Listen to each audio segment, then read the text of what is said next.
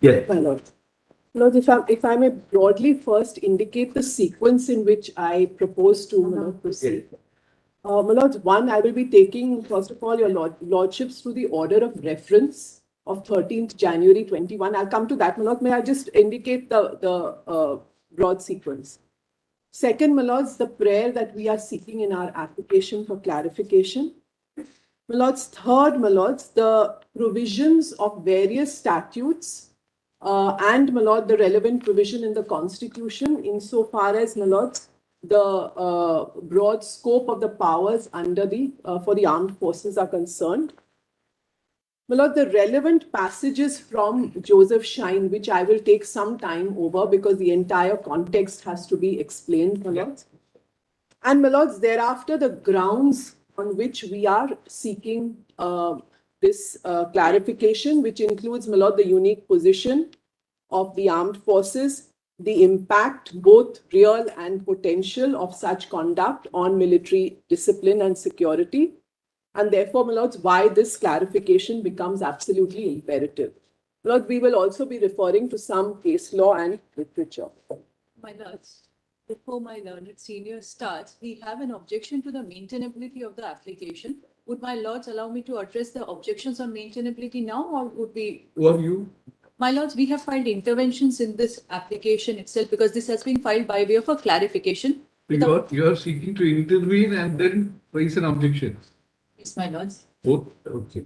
It is also in view of the fact that a clarification application. Who are you? But I mean, when you say My lord, intervention, yes. means who are you? Whom do you represent?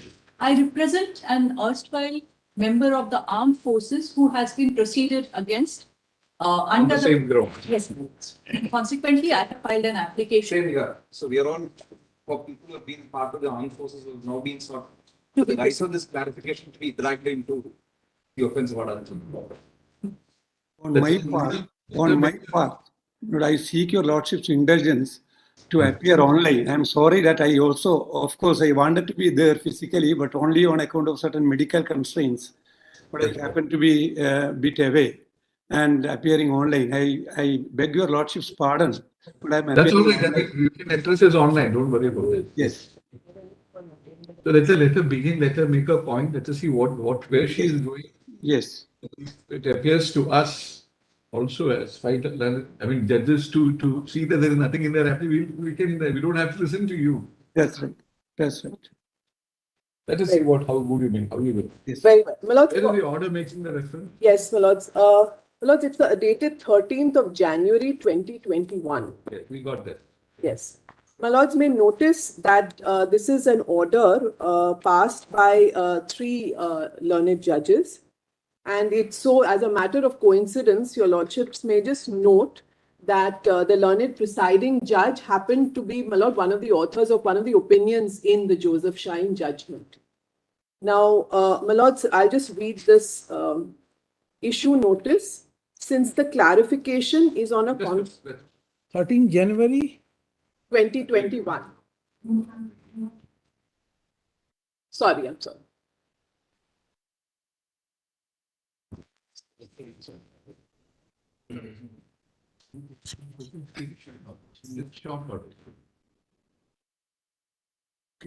Yes. Yes. Got it. We have read it. Yes. May I just quickly go through it? May I just read it? Is it a long order? No, it's a short order. It's just that, my lord, since the clarification is on a constitution bench decision, it is appropriate that the Honorable Chief Justice issues orders to post this matter before a bench of 5 learned judges.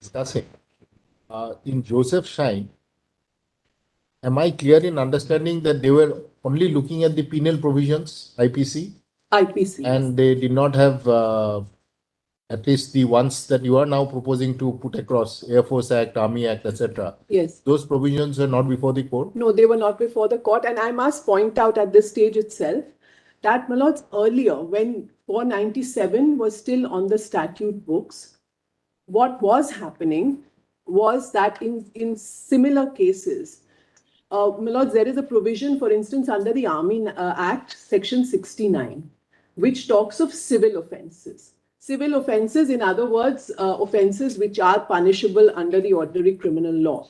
Now, my lords, under such cases, we were taking it under 497 itself as a civil offence, under Section 69. Today, my lords, 497 is no longer on the statute book, and therefore, my lords, there are several other omnibus provisions which are available to us, which are flexible enough to accommodate, my lords, our action in such manner. You are looking at the disciplinary aspect of the armed forces personnel. It's also criminalization. Also criminalization. Now, suppose what has been said. Now, because of that, am I correct in understanding what Mr. Parmeshwar and this group of people are saying?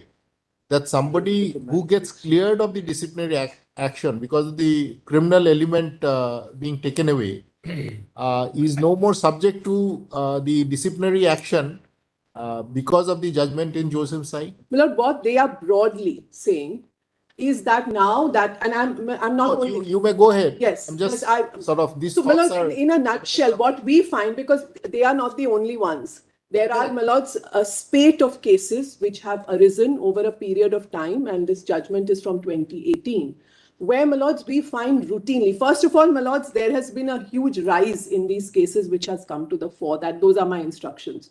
Two, my lords, and we have given by way of illustration also, where what has happened is that as a defense, whenever there is they are charge sheeted, say under section 45 or 63, which are now, according to us, very much available to us and flexible enough to take care of such offenses. When they are being met with these charges, what they are saying is that Joseph Shine strikes down section 497. It is no longer on the statute book, and now you cannot do indirectly what you cannot do directly. That is, in short, my lords, what I find routinely as a defense which has been taken in several of these matters. So 497 is gone and it's decriminalized, and therefore, even for the purposes of the armed forces, you cannot recriminalize or indirectly punish such conduct.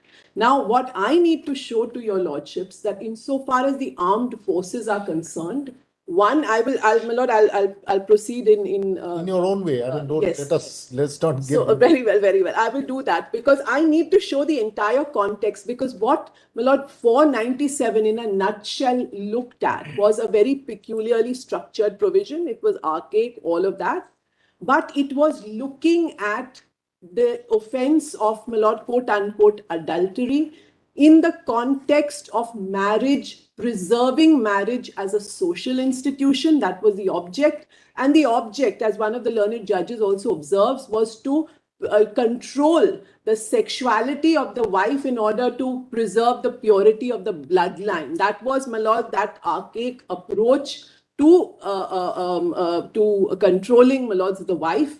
And therefore, my lords, this was found to be manifestly arbitrary, etc., and it was struck down. But, my lords, we are on a very different note.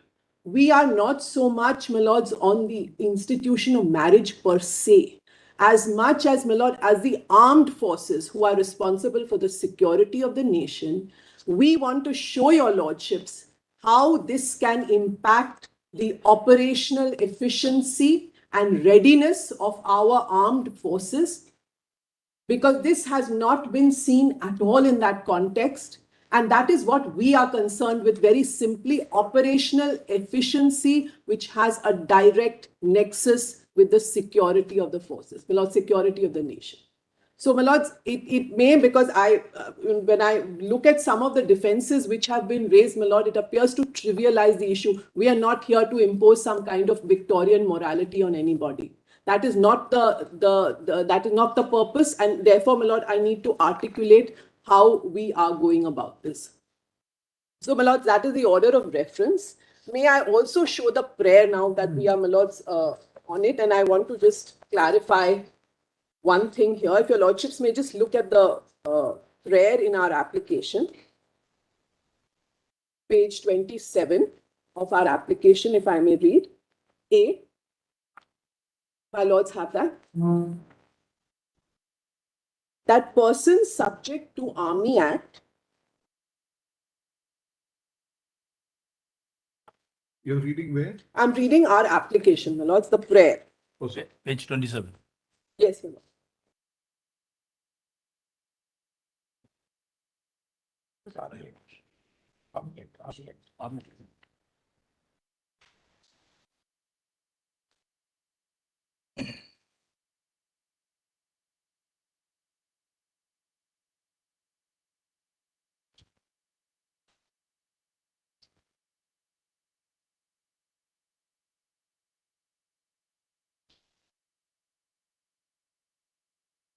Your lordships have that. Yes. That person subject to Army Act, Navy Act, and Air Force Act by virtue of Article 33 of the Constitution of India, being a distinct class, any promiscuous or adulterous acts by such persons should be allowed to be governed by the provisions of Section 45 or 63 of the Army Act, Sections 45 or 65 of the Air Force Act, and Sections 54, 2 or 74 of the Navy Act, being special legislations and considering the requirements of discipline and proper discharge of their duty. Now, my lords, may I just clarify one thing at the very outset, that when we use the word adulterous in this prayer, my lords, what we mean, my lords, in a looser dictionary sense, we are using the word adulterous. We are not using it in the sense of 497, which had a very peculiar structure to it, which I will also point out. And when we use the word promiscuous, we mean, my lord, again, in the dictionary sense, licentious. Adulterous is, of course, my lord's extramarital affair should be enough to take care of the meaning of adulterous for our purpose. And, my lords, the expression requirements of discipline and proper discharge of their duty is also what falls from Article 33, which I will, my lords, before I take your lordships through Joseph Shine and explain that context, may I quickly, my lords, take your lordships at least illustratively through one of the acts, the Army Act. I'll take your lordships. The provisions in the others are similar. To show your lordships.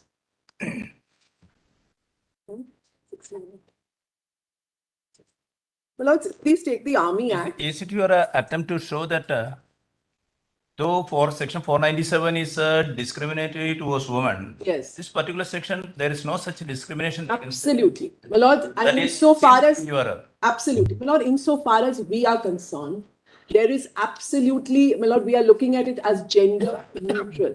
And there are cases where we have appears gone. that from your pleadings it is. Yes, we have gone against women officers as well.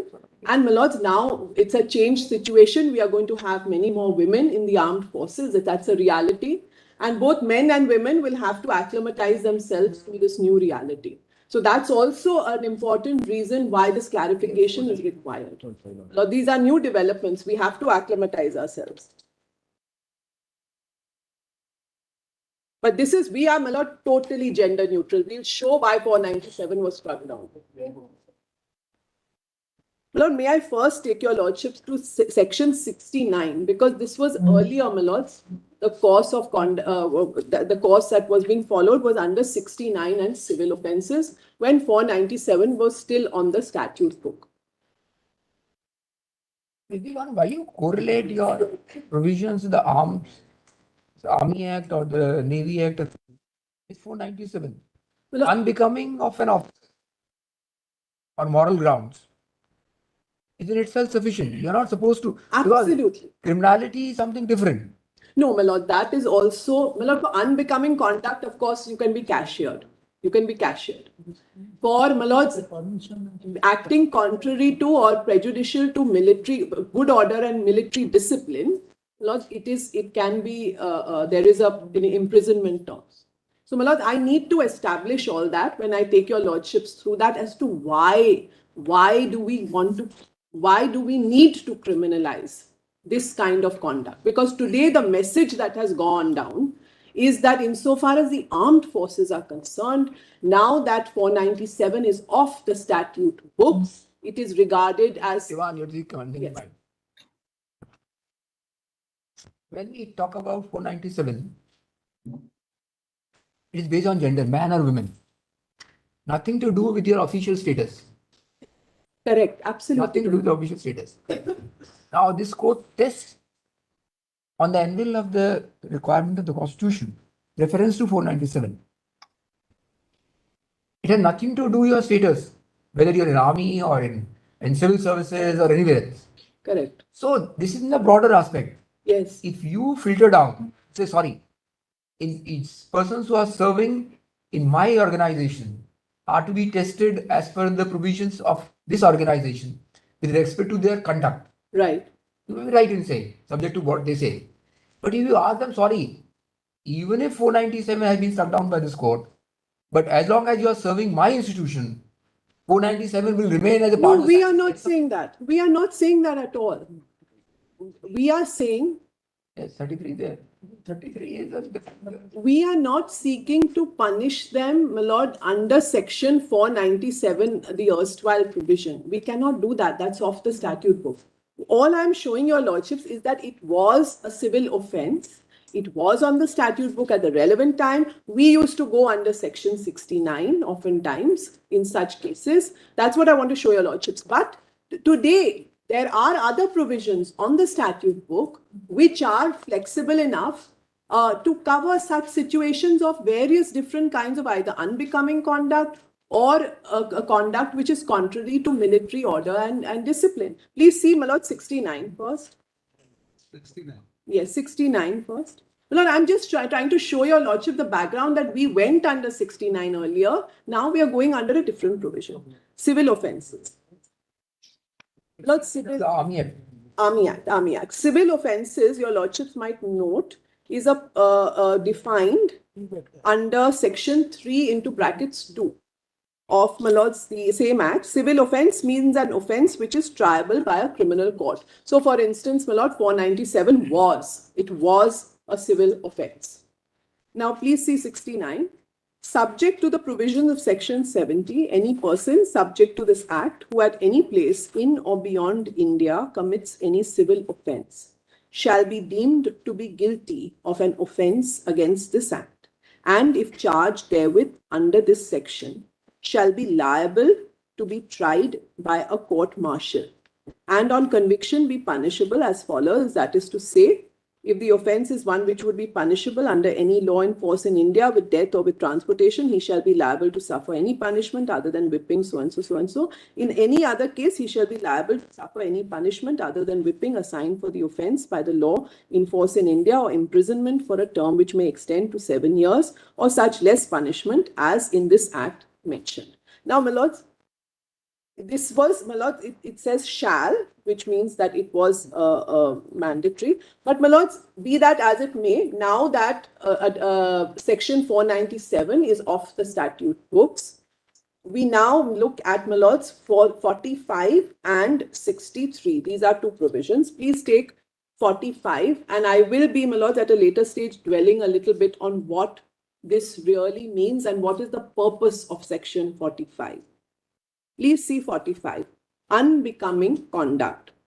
Any officer, this applies, my lords, to officers, any officer, junior commissioned officer or warrant officer who behaves in a manner unbecoming his position and the character expected of him shall, on conviction by court-martial, if he is an officer, be liable to be cashiered or to suffer such less punishment as in this act mentioned, and if he is a junior commissioned officer or a warrant officer, be liable to be dismissed or to suffer such less punishment as in this act mentioned. So 45 is one of the provisions under which we charge officers for what is regarded as unbecoming conduct or something, my lords, which is out of line with the character which is expected of him. My lord, this is primarily because he's an officer. He or she would be required to display a certain standard of conduct which is more rigorous and exacting than an ordinary person. And therefore, that was the purpose. But I shall dwell on this also further a little more, because I need to show that why do these provisions exist? Why are they, Lord, the other side says that these are very vague provisions. It is required to be flexible, and I will point out why this flexibility is required. My lords, please see further 63. Violation of good order and discipline.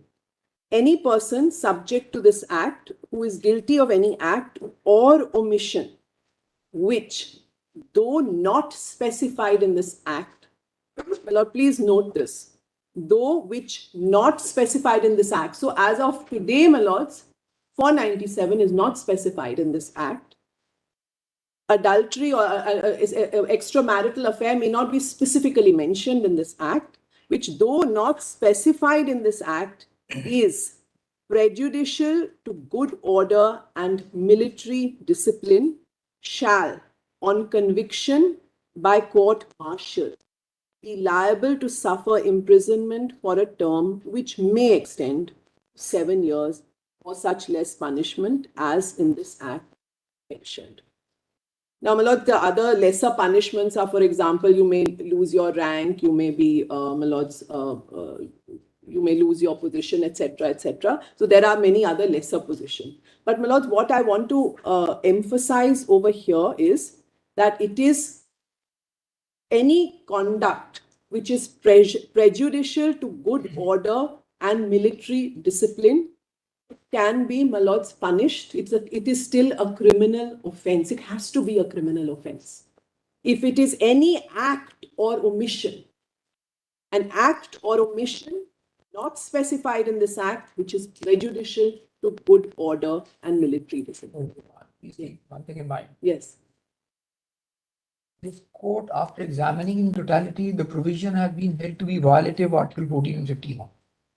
Yes. Now the question is, in your organization, you want to maintain some moral purity in the officers. Do it. No, I would not put it like that, and I'll explain why. Yes, yes. But once the provision has been struck down, yes, on the angle of the constitutional basis, then your subordinate legislation under Army Act or some act would not carve out by say, sorry, this provision may not be unconstitutional, but the subordinate legislation. This is not subordinate legislation at all. This act is it is not subordinate. Something which is unconstitutional. You can only say you are saving clause now. This is nothing but saving clause to your organization. No, my lord. No. My lords, please see. What you want to express to my us? lords. It is just a saving of your organization, not within the ambit of the verdict of this court holding to unconstitutional. My lords, please see. I will have to show.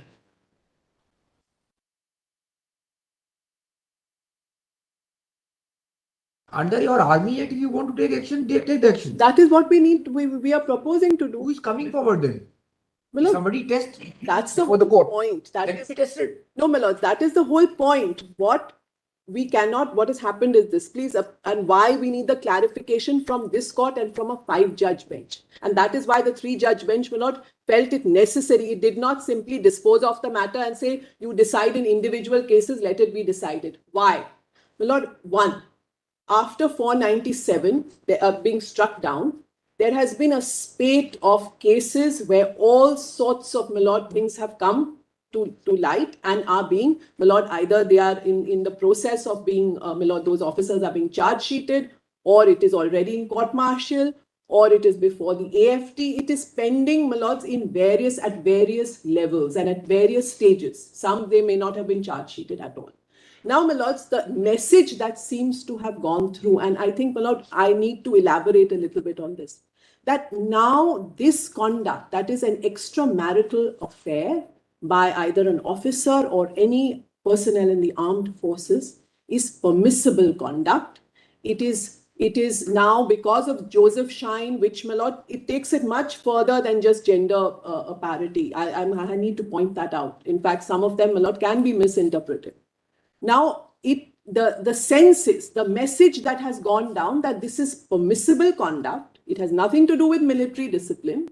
And because it is permissible by no less than a constitutional bench of this court, therefore, we as the armed forces cannot punish you for such conduct. Now, my lords, what happens is, why do we have court martial? Why do we have our independent criminal justice system in the armed forces? Because we need to act quickly. That's why, my lord, we have a choice of either, if there's a civil offense, we can go under the regular criminal justice system, but oftentimes we choose not to, because we need matters to be decided quickly. These are matters of discipline.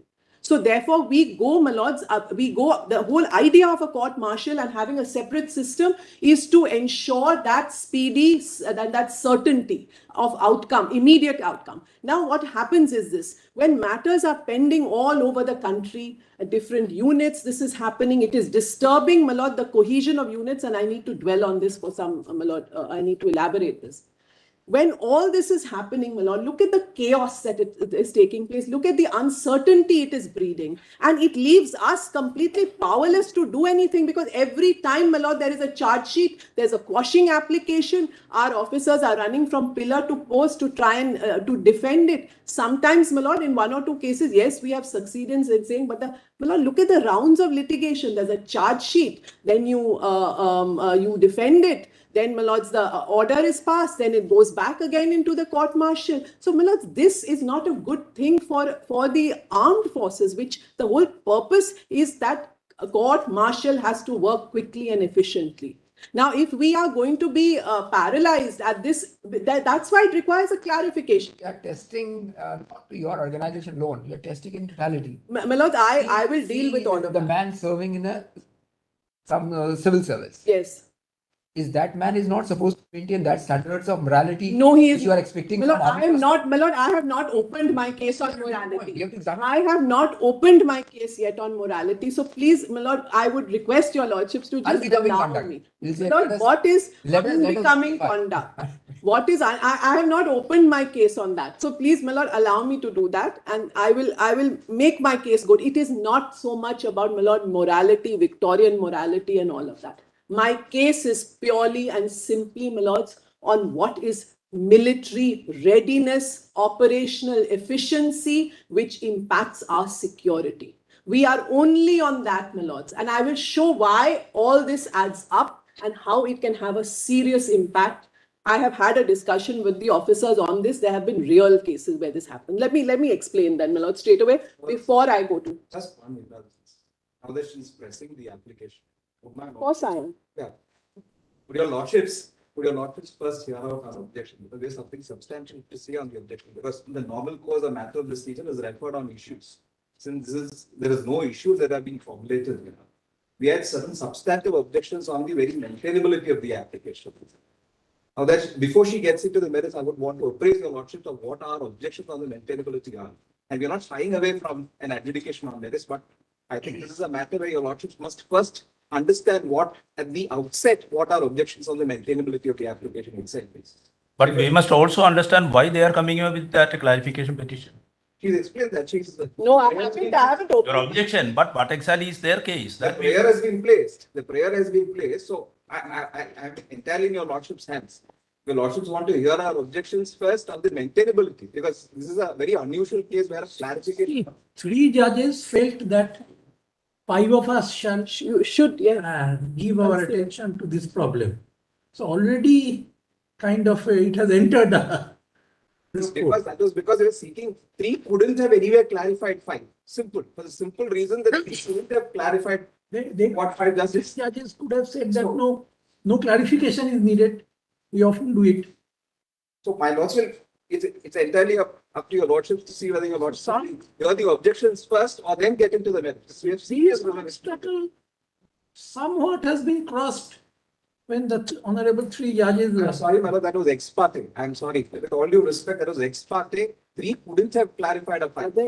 So, in that sense, three couldn't have clarified a They fact. did not clarify. Their lordships did not clarify. That's right. What I'm so Go through the order. no, that's exactly what I'm. Three couldn't have clarified five. Therefore, they left it to a five. The honorable judges also did not feel that this is not a matter which requires I clarification. can only voice my concern. I'm making your lordships and completely. But taking note of the very object of the Army Act and the other acts. No, you should hear it. Hear them at least. No, I'm saying that's a merit. I'm really saying the manner in which this matter is being heard by constitutional bench. Why it should a section which is not even under challenge is being brought in a preemptive strike, to use a military parlance. Hearing them doesn't mean that automatically there will be a clarification.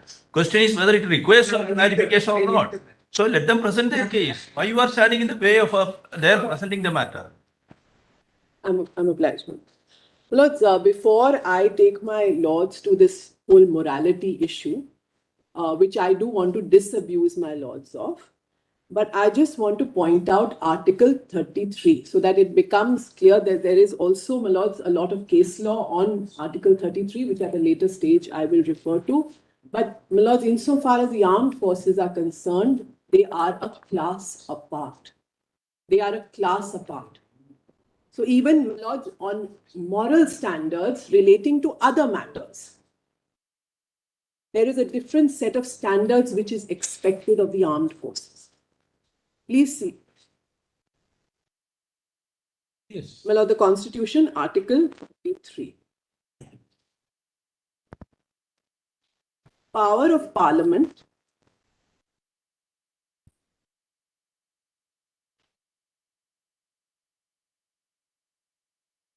Power of Parliament to modify the rights conferred by this part in their application to forces, etc. Parliament may by law determine to what extent any of the rights conferred by this part shall, in their application to A, the members of the armed forces or the members of the forces charged with the maintenance of public order or persons employed in any bureau or other organization established by the state for purposes of intelligence or counterintelligence or person employed in or in connection with the telecommunication systems set up for the purpose of any force, bureau, or organization referred to in clauses A to C, be restricted or abrogated. My lord, please note these words. So, my lord's fundamental rights can be restricted or abrogated so as to ensure the proper discharge of their duties and the maintenance of discipline among them. Now, this has been interpreted, my lords, several judgments. I will show that at a later stage. But let me, my lords, at least now elaborate on what Joseph Shine was about. What is that context? What are we concerned with? And is the compelling state object the same over here? Does it not require a clarification which will put to rest because it is impeding our ability to take disciplinary action within the armed forces? It impacts our security concerns. And therefore, my lord, to ensure proper discharge of duties. Now, my lords, so therefore, my lords, this was just to mention it at the outset that ultimately this is a class apart. The case law is very well settled. Armed forces, they form a class apart. And there is, my lord, fundamental rights can be restricted. My lord, they are restricted. Even the right to privacy is restricted for ordinary civilians. But apart from those restrictions, there are other restrictions which apply because of the nature of their duties, very simply. Why can't you take us through the objects and reasons of the Army Act also? It has some May I do that? Please go through this. Certainly. I'm grateful. Especially after 15th August 1947. Yes, this came in 1950. Yes. Lords, may I read the SOR, the Army Act?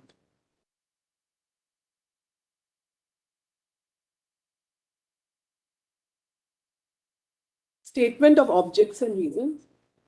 The need for a general revision of the three acts, namely the Indian Army Act 1911, the Indian Navy Discipline Act 1934, and the Indian Air Force Act 1932 has been felt for some time past. Some of the provisions of the existing acts were already coming out of date and insufficient for modern requirements, but after 15th August 1947, the need for revision became imperative for obvious reasons. It was therefore decided to revise all the three acts with a view to making them self-sufficient and complete codes in themselves. I'm so grateful to my Lord. The object was to make them as closely similar in form and arrangement of matter as the special requirements of each service might demand. Although the revision of the Army and the Air Force Acts has been completed, this has not been possible in the case of the Naval Act. The present naval Only the first portion, that is the main thing. Yes. Well, look, self-contained code, your lordships are absolutely right. And in fact, when we discipline for good order and for military discipline, it is a form of self-regulation where only the armed forces can completely appreciate and understand what can lead to a trigger, which can be a breach of military discipline, which can impact security. And therefore, it is a self-contained code. This is self-regulation at a certain level. My lords. Now, my lords, just coming to just a preface which I want to make to Joseph Shine, what Joseph Shine dealt with. And then, my lords, I will explain the morality and the standards aspect insofar as, my lord, the armed forces are concerned. My lord, may I preface my arguments insofar as Joseph Shine is concerned by saying two things broadly. One is that, my lords, the court was concerned with a peculiarly worded provision where the court was really looking at it in the context of the institution of marriage. The important thing that I want to say here, my lords, is that the court was not concerned. It was not concerned with the impact of an extramarital relationship in the context of a workplace or a work culture. And certainly not in the context of a work culture as unique as the armed forces. So my lord, Joseph Shine was in the context of the institution of marriage and not in the context of a work culture. Two, my lords, the compelling state interest, which eventually led to the striking down of 497, was that it was not only concerned with preserving marriage and therefore it could not be criminalized. It was recognized as a wrong. It was recognized as deception, etc., as a ground for divorce. That all that the court preserved. But what it said was that ultimately this is patriarchal, it is out of sync with the times. And the idea, the object, the compelling state interest was not only preservation of the institution of marriage, but to preserve and to control the sexuality of a wife so as to preserve the purity of the bloodline. That was as, my lord, archaic as the provision was. It was in the my lord, 1800, and that's what Justice Chandrachud actually observes in that the idea was to preserve the purity of the bloodline and therefore control the wife. So, my lords, this is not the prism that we are concerned with. Our compelling state interest is going to be military discipline. Of course, I will show how it can both really and potentially impact military discipline. That I will show. But, my lords, that is what I want to just preface Joseph Shine by saying. And ultimately, my lords, what the court found, that this is 497 is such an illogically framed provision because the wife of my lord, the adultering man, she cannot be an aggrieved person. She could not, the wife of the man who was involved in the adulterous relationship could not be an aggrieved person.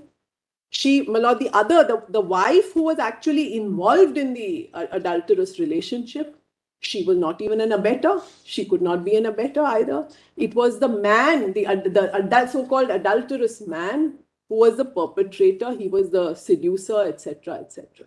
And it was only her husband who could complain because he was the aggrieved person, because the wife was his property, his chattel, etc. And he had the right to control her. So, my lord, we were concerned there with a very peculiarly structured provision, very utterly patriarchal. But, my lords, apart from this, it being completely gender, in fact, anathema to gender equality, there was another aspect which is also tied up with this, that the court recognized that there is a fundamental right to privacy that both men and women enjoy. And, my lords, I will be pointing out that there was perhaps a discordant note at a certain level between two opinions, which, my lord, I certainly see. And which is that, my lord, one opinion seems to suggest that there is privacy both within marriage, the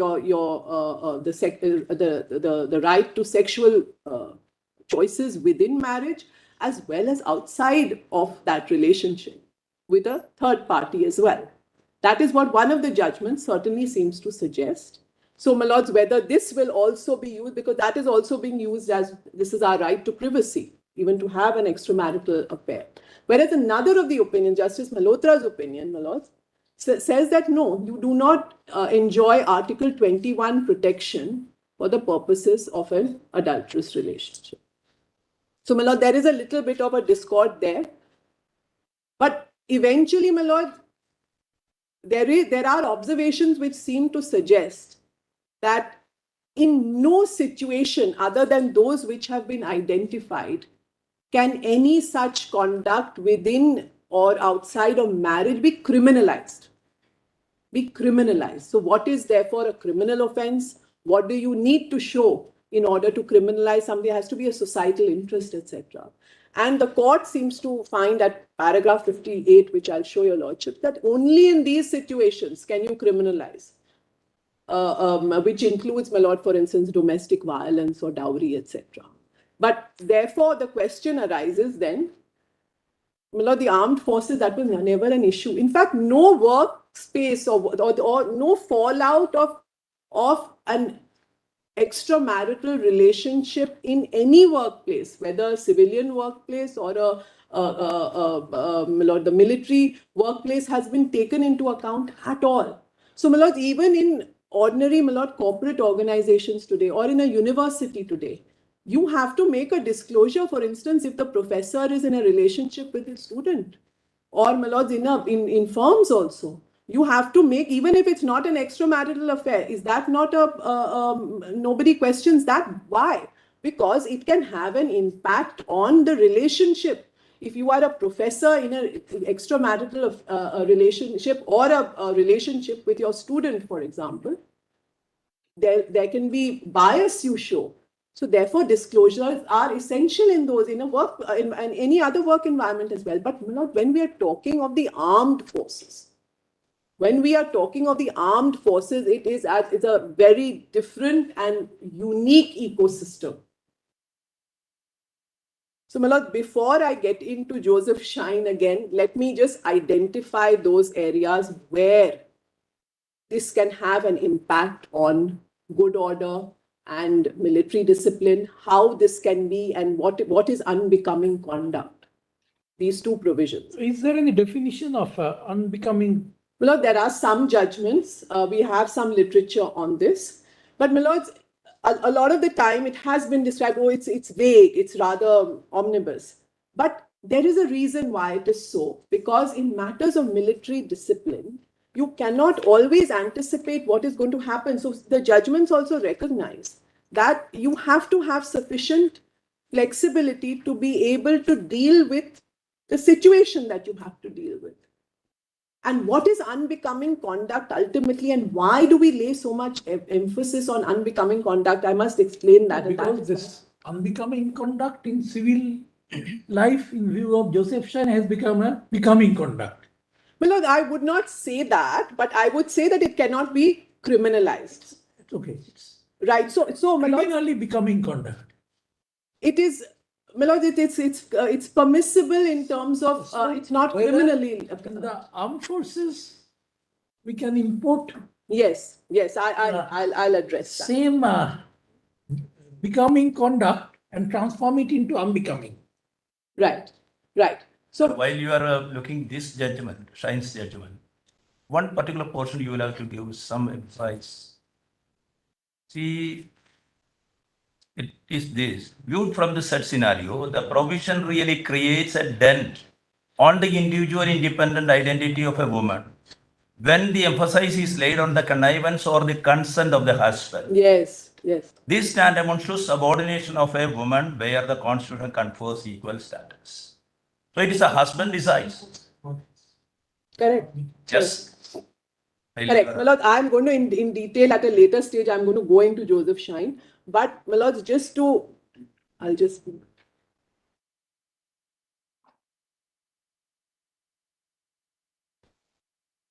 My lord, this concept of unbecoming conduct and why one, as an officer, one must behave in a manner which is consistent with your position. Ultimately, it cannot be, my lord, the expression is character. Had this been specified as an unbecoming conduct in your code, maybe one course you would have been in better footing. My lord, let me say this. Because you are, see, something in general law has been found to be not becoming, my lord. It is not, it is still not. My lord, not a criminal conduct. Yes, it is not criminal. So, my lord, may I say this? So, but the civil so let me say this. element of its kind of. No, what happens, my lords, in the army, it's a peculiar and a unique ecosystem, and why that we understand. Yes. No, so I need to elaborate We are why. trying to look at the code. Right. Whether code permits you independent of Joseph Shine judgment. Yes. That's what we are looking at. Right. My lord, I'll address your lordship. My lord, but please bear in mind that merely because Joseph Shine decriminalizes adultery as understood in 497. Possibly still it's a ground of divorce under. It's still so, my lord, if it is a ground for divorce and it remains so, it is recognized as a wrong. It is a necessarily it's recognized as a breach of trust. Resolving the. It can be, my lord, it would be certainly, I would say that it is still it is infidelity. It may not be criminalized for ordinary civilians. It's not a civil wrong also. It's a ground of divorce. My lord, it's a ground for divorce. It's an act of infidelity. It's not a tort. It could be an act of breach of trust. It is not a tort as yet. My lord, it has to be tested. I have not applied my mind to that aspect, frankly. But it has to be a specific. It is certainly not becoming conduct for anybody. As regarding tortious part, there is only one reference, in the Joseph Shine judgment, referring to a South African judgment which said even compensation one is not entitled to. But in Joseph Shine, it was not gone into further at all. We may not be in tandem with the value system of South Asian, South African jurisprudence, but of course we have to tune it with the global. Correct, absolutely. That exercise has been done in Joseph Shine. The global scenario was well gone into, but the question as to whether it is a tort, it will amount to whether infidelity will amount to tort. We are not entering into that. We pose this question only to understand whether it is a civil wrong. Yes. That was not under statute. It was the infidelity was found to be a moral wrong in Joseph Shine, but the compensation aspect was not decided in Joseph Shine. That's what I would say. There is a reference to certain other jurisdictions, only to indicate that, but that was not pinpointed. Yes. What is passing through our mind so that you can modulate your. Right. Yes. Lord, therefore, my lord, I started by saying that we need to, my lord, take this prism off of Joseph Shine in the sense of, because it was not considering neither any workplace or work culture, the fallout of an extramarital relationship in the context of a workplace. We are talking of what, my lord? We are talking of military discipline. So therefore, whether it is becoming or unbecoming in the civilian context, in a home, etc., is no concern as far as this is concerned. We are concerned with this, my lord. Please see how it can have an impact. There are two provisions I showed. One is 45, which talks of unbecoming conduct and of acting in a manner which is maybe inconsistent with the character which is expected of an officer. And the second is, my lord, prejudicial to, my lord, military discipline and good order. That is 63. Yes, 63 and 45. There are two separate provisions. And there are similar provisions in the other acts as well. Now, my lords, please... Yes. Yes. Different way of looking at it. Let's come to 497 of the Indian Penal Code. Yes.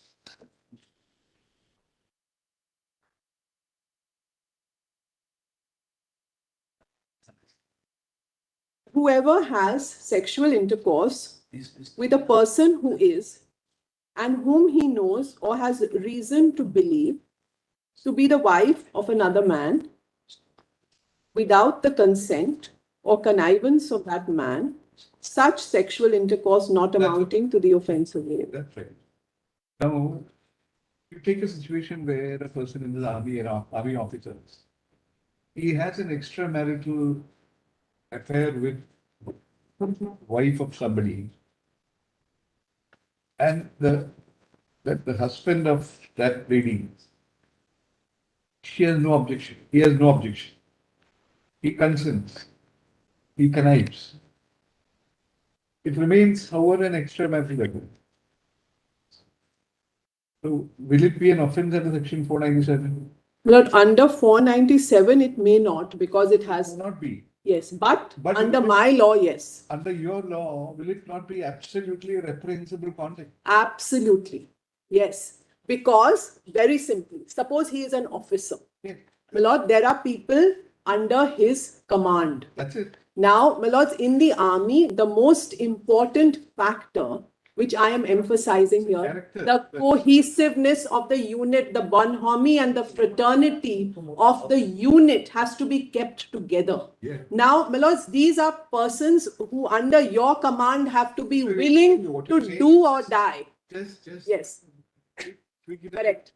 Correct. So, my lords, under if they find that here is a man who is having an affair with somebody who was in any kind of inappropriate relationship, unless you can inspire that awe and that respect in those who are under your command, they may not obey you. It can therefore lead to... You notice that this man is having a notorious, is having an extramarital affair. Yes. The husband is also, he's not concerned. Correct. He's consenting. So it's not an offence under 497. So Correct.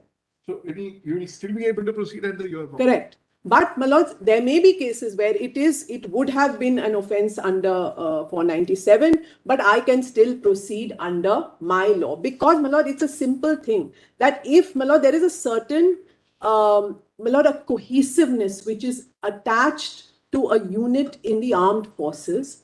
And, my lords, here is a situation where people have to be able to do or die at your command. It requires a very different type of psyche and a mindset to get people to ultimately, my lord, conform and to follow your commands at a flash. Now, if you do not command the requisite, and that's where the expression officer and a gentleman, today we will say officer and a gentlewoman as well. But my lord, that is how. No. Don't interrupt now. Let her. Yes. So, my lord, this is the concept of an officer and a gentleman. What is that character which is expected of you? It has to be more rigorous, more exacting than any ordinary person. Even a person serving under you. You have to set that example. If you think they are ready to lose, they have to be ready to lose life and limb at your command. So, therefore, my lords, in that context, the command structure, which is the most sensitive thing in an army organization, the command structure gets disrupted, disturbed. If you see that your commander is behaving in an inappropriate manner without a care in the world, whether he's intoxicated, he's in an inappropriate relationship, whatever the unbecoming conduct is, it's not conduct which is expected of such a person.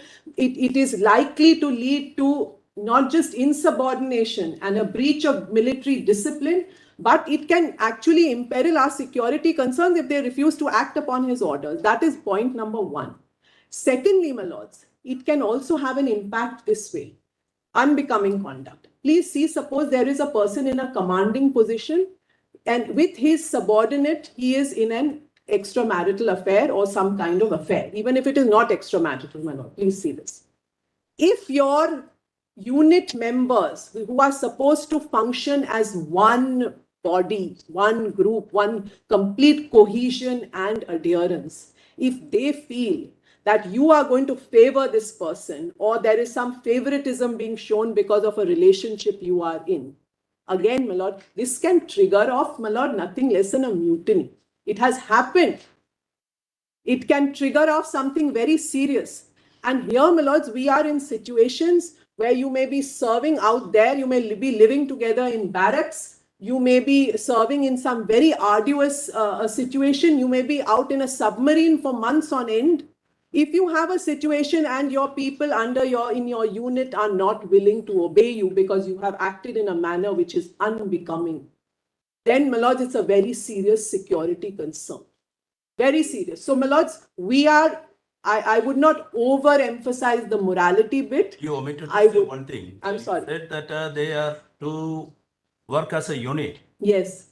With a single mind. Yes, absolutely. Absolutely. And if I may just elaborate. That is the success of. Absolutely. In fact, my lord, what the literature on this, and it's very interesting, I also learned something from it, which is, my lord, in a unit in the armed forces, there is a certain surrender of your individual instincts, of your individual idiosyncrasies, of your individual affections, because what is the unit demanding of you? It is demanding, my lord, a collective identity, a complete coordination, what, my lord, Justice Chandrachud in one of the judgments refers to as esprit de corps. That is the spirit. It's a living spirit of the unit. You cannot, in fact, my lord, in fact, symbolic of this is the uniform which you put on, which is meant to make you not just that you stand out in a crowd, but that you are one like anybody else. You're members of a unit. You're supposed to act at somebody's command in a flash. You do not question those orders. Everybody else, my lord, in civilian society, we question everything.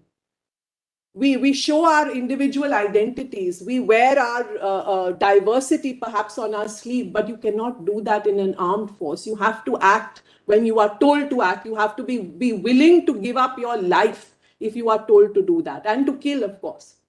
So, my lords, what is it, that mindset that is able to, you have to have enormous respect and awe for the officer commanding you, and you yourself as a part of the unit, you have to act in complete coordination, complete synchronization. So one symbol of that, my lords, is the uniform. Another symbol of it is, my lord, for instance, on Republic Day only last week, we saw how the regiments, my lord, when they march together, that is also symbolic. Why is it that every limb, every cell of the body almost is, my lord, acting in complete synchronization? What is that meant to symbolize? It's not just a routine exercise. It's meant to not create that spirit. We respect. But at the same time, you have to test on the anvil of what has been said by this court. See, we respect our army here, the way they are dealing with, they are giving security to all of us. Nothing wrong in it. But we have to examine in the anvil of the mandate now given by the court here. And now you see Article 33 once again. You see Article 33. This is an amendment made somewhere in 1984. Well, the amendment was made, and that is armed forces, it always applies, but the other. Now, what we are requesting you, if you see, the Parliament may by law determine to what extent any of the rights conferred by this part, that is Part 3, shall in their application to leave it be restricted or abrogated. Now show us under Article 33 which are the rights available which can be either restricted or abrogated. Lord, all rights can be restricted or abrogated. Yes, my lords. My lord, please see, what is the right here that a person can... My lord, please let me just, for instance, my lord, in the case of an extramarital affair, what is the right that an ordinary civilian can claim? He can say, this is my right to privacy. You must not interfere in it. It is my right to, my lord, sexual privacy, as the court has also upheld in Joseph Shine. So therefore, it is maybe my Article 21 right. It may be my right of expression, 19(1)(a), whatever. My lords, even in the case of a civilian, ordinary civilian, if there are security interests which are at stake, for instance, in any given case, you can't claim your 21. It can be curtailed so long as there is a law, there is a legitimate state interest, and so long as the procedure is reasonable, you can curtail it. Of course, you can curtail it. Therefore, my lords, in the case of the armed forces, members of the armed forces, not only are the regular other restrictions which are applicable to civilians and to the other restrictions to the fundamental rights, those restrictions can be invoked. In addition, we have the protection of Article 33, where, my lords, judgment after judgment holds that this is a class apart. Look at what these people have signed up for. Look at the level of sacrifice we are willing to give up our lives. Somebody commands you, you go and either you shoot or you get killed yourself. What is ultimately, my lord, this is a much higher standard and rigor. We cannot, my lord, our civilians cannot even begin to appreciate what is the level of, my lord, what is the mindset of those people that has to be. If my lord, it can be understood by anybody that Joseph Shine means that you can be, my lord, having any kind of affair or relationship. My lord, look at under the Army Act, for example, a sentry who is sleeping on his post. What is the punishment? Up to 14 years imprisonment. If he is intoxicated on his post, up to 14 years imprisonment. My lord, for a civilian, if you are found to be sleeping on your job, you will be let off with a reprimand. You may say, one may think that, oh my God, 14 years or, my lord, whatever imprisonment, but it is therefore punishable with a jail term. Why? It's a class apart. We cannot reason with what is necessary for military discipline because we cannot even begin to, my lord, appreciate that level of rigor which is required. And, my lord, one of the articles, and that is an American article which says, a person who cannot have that much control over his individual instincts, what will he do in a combat situation? What will he do when the time of reckoning comes? It's not just, it is a very important thing that I have to set an example if I'm a commander for the rest of my unit. But other than that, I also have to have that level of mental strength, of control over my instincts, that I behave in a manner which is behoving of an officer or behoving of somebody who is serving in the armed forces. Now, there are many ways, my lord, in which this kind of conduct can imperil security interests. One is simply, as I pointed out, there can be complete insubordination. You can have a mutiny if somebody feels that somebody else is being favored. I will not act because this man does not deserve my respect. It has happened in several situations. One. Two, my lords, ultimately, my lord, an extramarital affair, it may be an act of stealth, it may be a breach of trust, it may be, my lord, it's an act of infidelity at the end of the day. Now, if you are embroiled in that situation, obviously your alertness, your preparedness, your readiness, which you have to have, your reflexes are questionable. You're not going to be in that position to act. And, extramarital affair is only one type of conduct which can amount to a breach or be prejudicial to military discipline. There are a whole lot of other things which sometimes, my lord, is not an exhaustive thing. So, my lord, that is one aspect. The third, as I've already pointed out, is the breach of the command structure, which is, my lord, very dangerous, very, very dangerous. The fourth, my lords, and here, my lord, perhaps some morality element comes out. Well, my lords, here are people who, like no other, have to leave their families and serve on a front. It may be a peace station, it may be a combat station, whatever it is. For the longest time, they leave their families. In other jobs, perhaps one may say that also people have to go.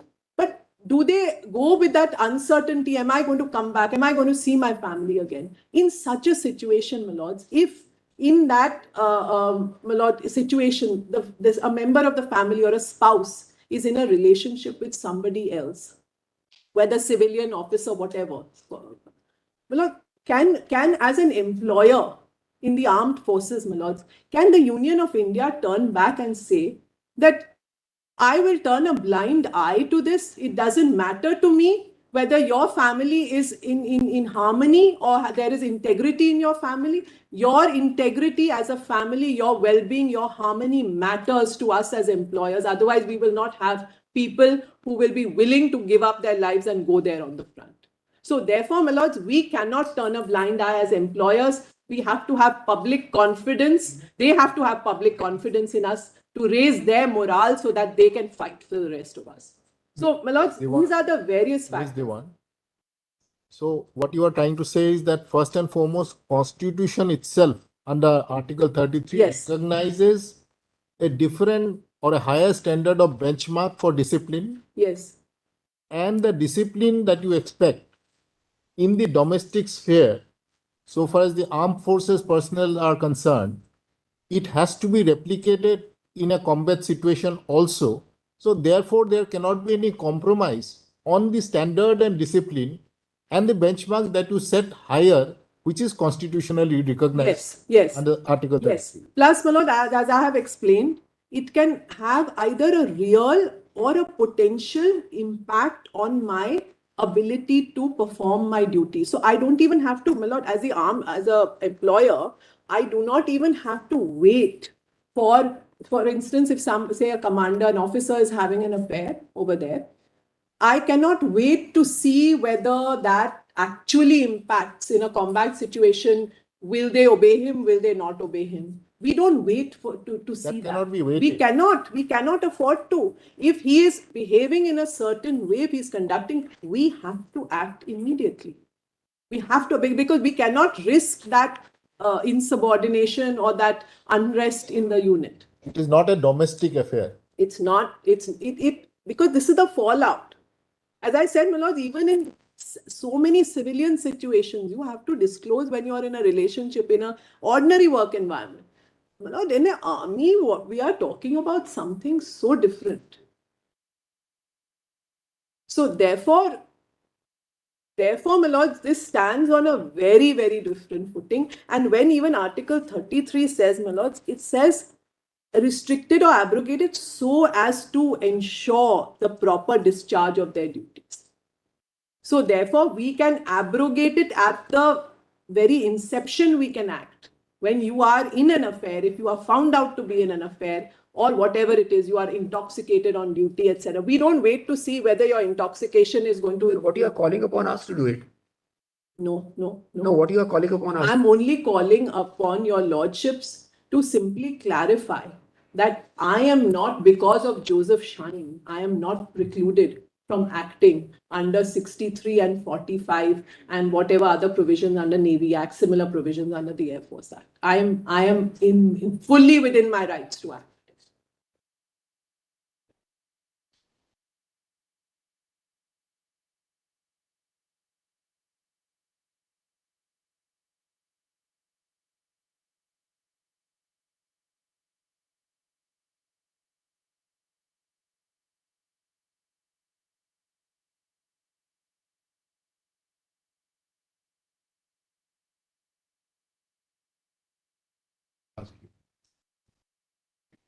Read section 497, it says, cardinal ingredient is section. Correct? Now, if you see High Court judgment in 68 Kerala Law Journal and Raiden on divorce, contemplates a certain measure of penetration of the male organ, as it were. You could have a person, army man, being in a relationship where you don't go the whole hog, as it were, and you stop short, but you are engaged in conduct which the army considers as immoral. It's good enough for us to act. We just wanted to.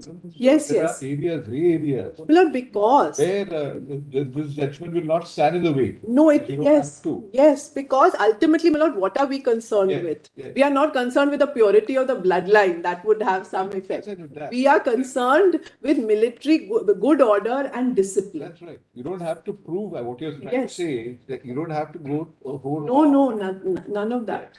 Supposing you indulge in, say,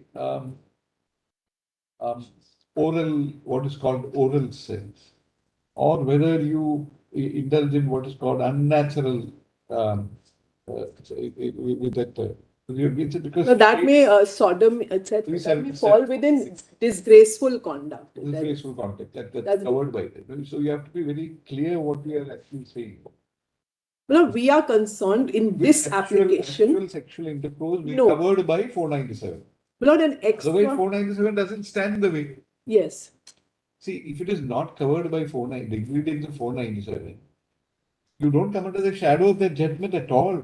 No, but what if? All the What ingredients if? are satisfied? What if all the ingredients in a given case are We have to satisfied? consider that position only. My lord, I am, in my respectful submission, it will still be punishable because it falls under. A different offense, you're saying. It is unbecoming conduct if it's an officer.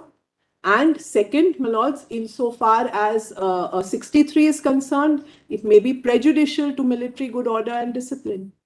So, therefore, my lords, it comes, these are umbrella, and we cannot exhaustively define what is unbecoming conduct. The judgments also say that ultimately we also as the army, we have to have that kind of flexibility to decide what comes under that kind of conduct, which can have an impact on, which can have an impact. I don't have to wait for the impact on military discipline.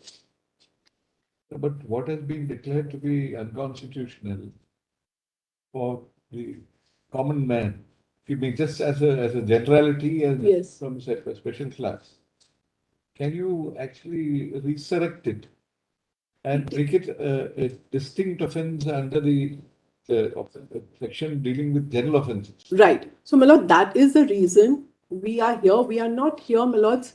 Ultimately, what we want your lordships to appreciate is that when 497 was being considered, your lordships were not concerned with the fallout on any work culture or workplace, let alone the army. Your lordships were not concerned with that context at all. Your lordships were concerned with marriage per se. So our compelling state interest is different. The sections we are invoking is different. They show that the object is different. Military discipline. Operational effectiveness is what we are concerned with. As an army, we have to act.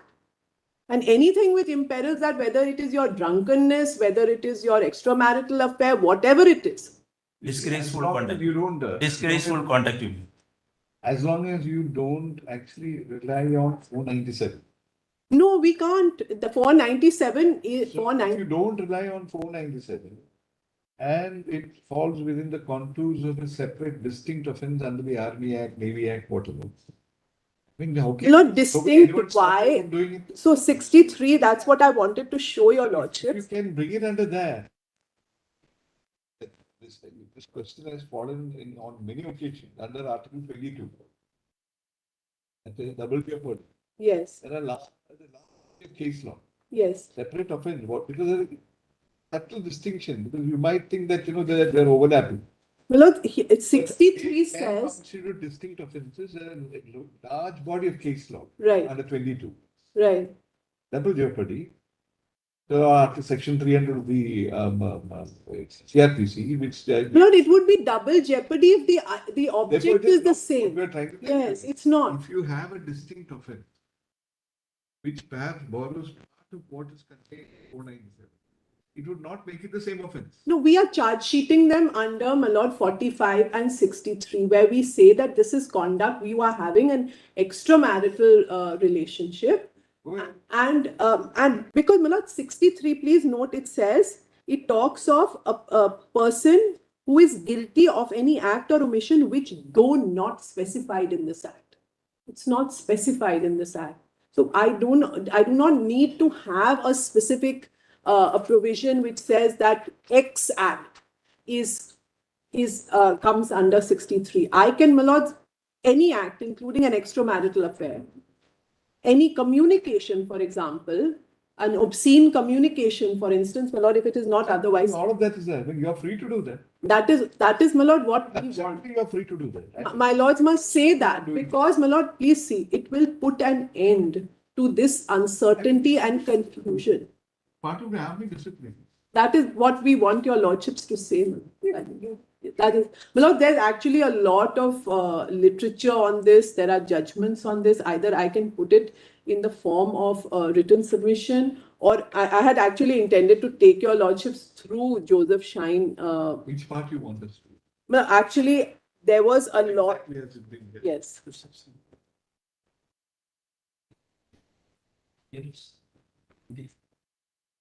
A lot of international literature also on this whole idea of unit cohesiveness. Did you not, because you are Government of India was a respondent, because you are the author of the law, and did you not bring this aspect to the notice of the court, that is angle relating to the Army Act? And is there anything which deals with it? The court? Not at all.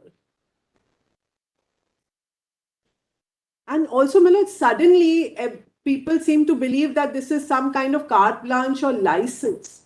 That's the problem. And they start raising 497, you're trying to do something indirectly, what you can't do directly. My lords, one of the problematic paragraphs is 58.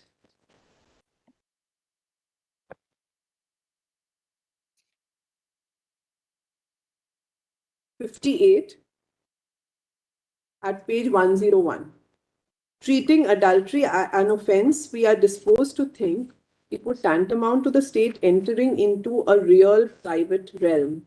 Under the existing provision, the husband is treated as an aggrieved person and the wife is ignored as a victim. Presently, the provision is reflective of a tripartite labyrinth. A situation may be conceived where equality of status and the right to file a case may be conferred on the wife. In either situation, the whole scenario is extremely private. It stands in contradistinction to the demand for dowry, domestic violence, sending someone to jail for non-grant of maintenance, or filing a complaint for second marriage. My lord, the court seems to come to the conclusion that only such acts can be criminalized. Adultery stands on a different footing from the aforesaid offences. We are absolutely conscious that Parliament has the lawmaking power. We make it very clear that we are not making law or legislating, but only stating that a particular act, i.e. adultery, does not fit into the concept of a crime. We may repeat at the cost of repetition that if it is treated as a crime, there would be immense intrusion into the extreme privacy of the matrimonial sphere. It is better to be left as a ground for divorce for any other purpose, as Parliament has perceived or may at any time perceive to treat it as a criminal offence will offend the two facets of Article 21 of the Constitution, namely dignity of husband and wife, as the case may be, and the privacy attached to a relationship between the two. So, my lords, the suggestion in this paragraph seems to be that other than, for instance, bigamy or for non-grant of maintenance or for domestic violence, if you criminalize, then it is violative of Article 21. To which, my lords, my answer is, one, the court was not considering, it was farthest from the court's mind in our respectful submission, challenges that are there in the armed forces, one. And secondly, in any case, my lord, 21 can be restricted, even otherwise for civilians. 21 can be restricted, even insofar as, my lords, 45 and 63 clearly restricted. Then, my lords, you see further.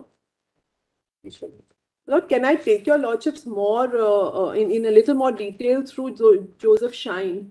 Because Which part you want us to? yes, so my lords, I would urge your lordships to look at some parts of Justice Chandrachud's opinion. Which part of the judgment really stands in the way of your proceeding under the various provisions of the Army Act? My lord, One I've shown your lordships is 58. 58. The second, my lords, for instance, is, my lords, if your lordships just sees paragraph 135 onwards, 155. 135 onwards. So that's Justice Chandrachud's opinion.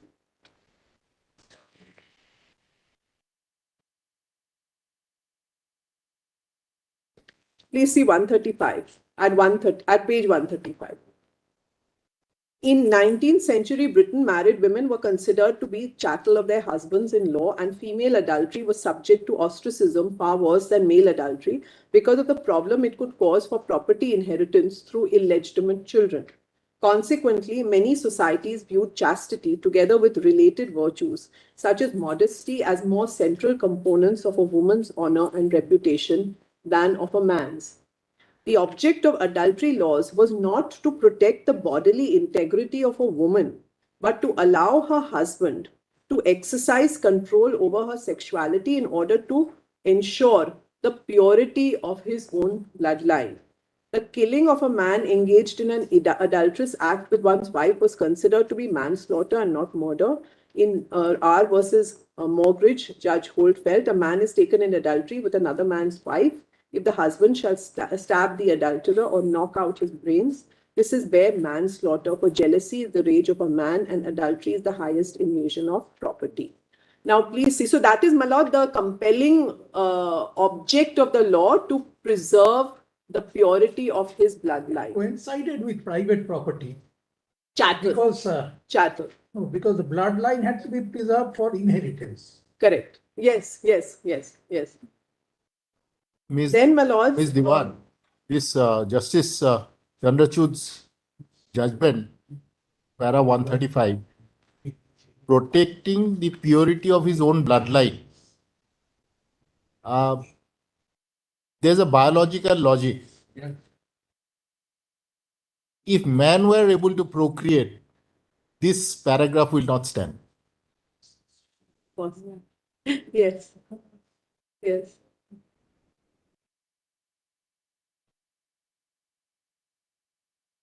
Lords, then there are certain paragraphs on sexual.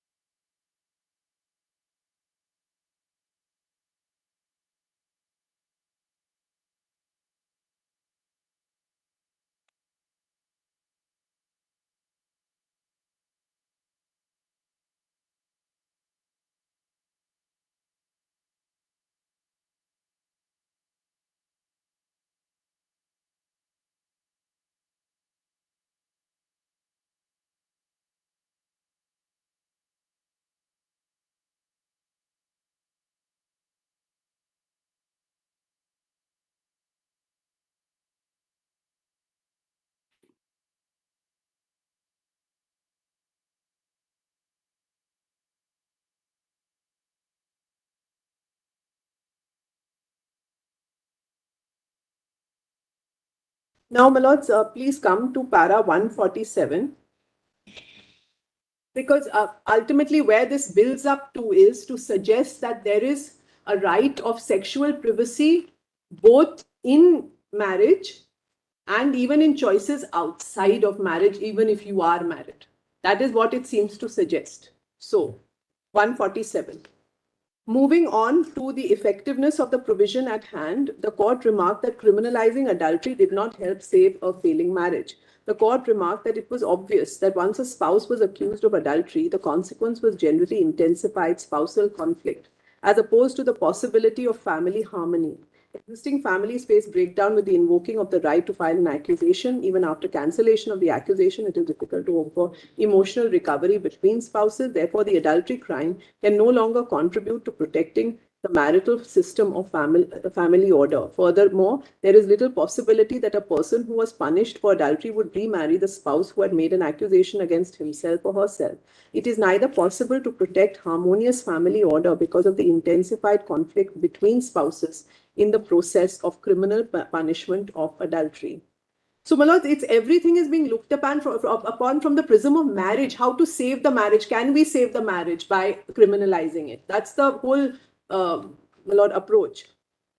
Addressing the concern that an abolition of a penal consequence would result in chaos in sexual morality or an increase of divorce due to adultery, the court concluded that there was no data at all to support these claims in countries where adultery is repealed, stating, well, this is the South Korean law.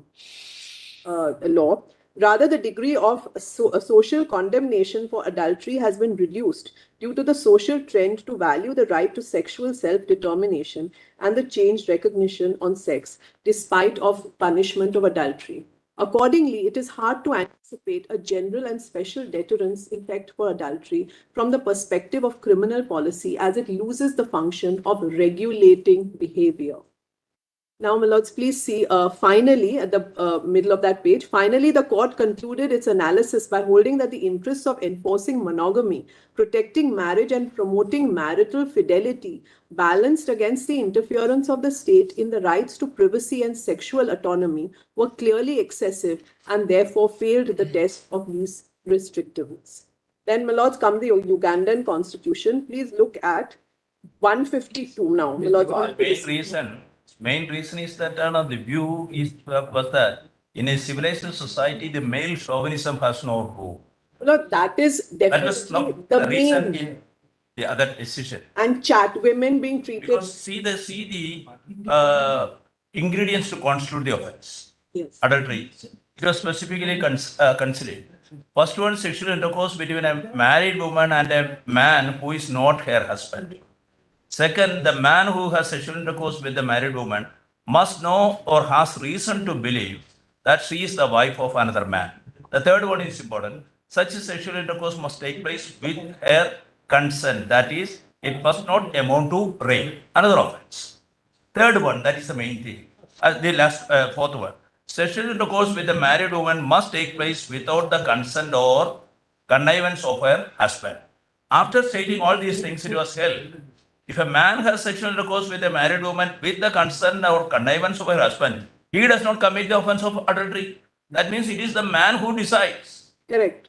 Correct. Absolutely. That is the point which was actually heavily criticized. Right. But I only asked myself one question, that suppose. So the consideration is totally different. Yes. In that particular case. Here, what you are addressing is a totally different.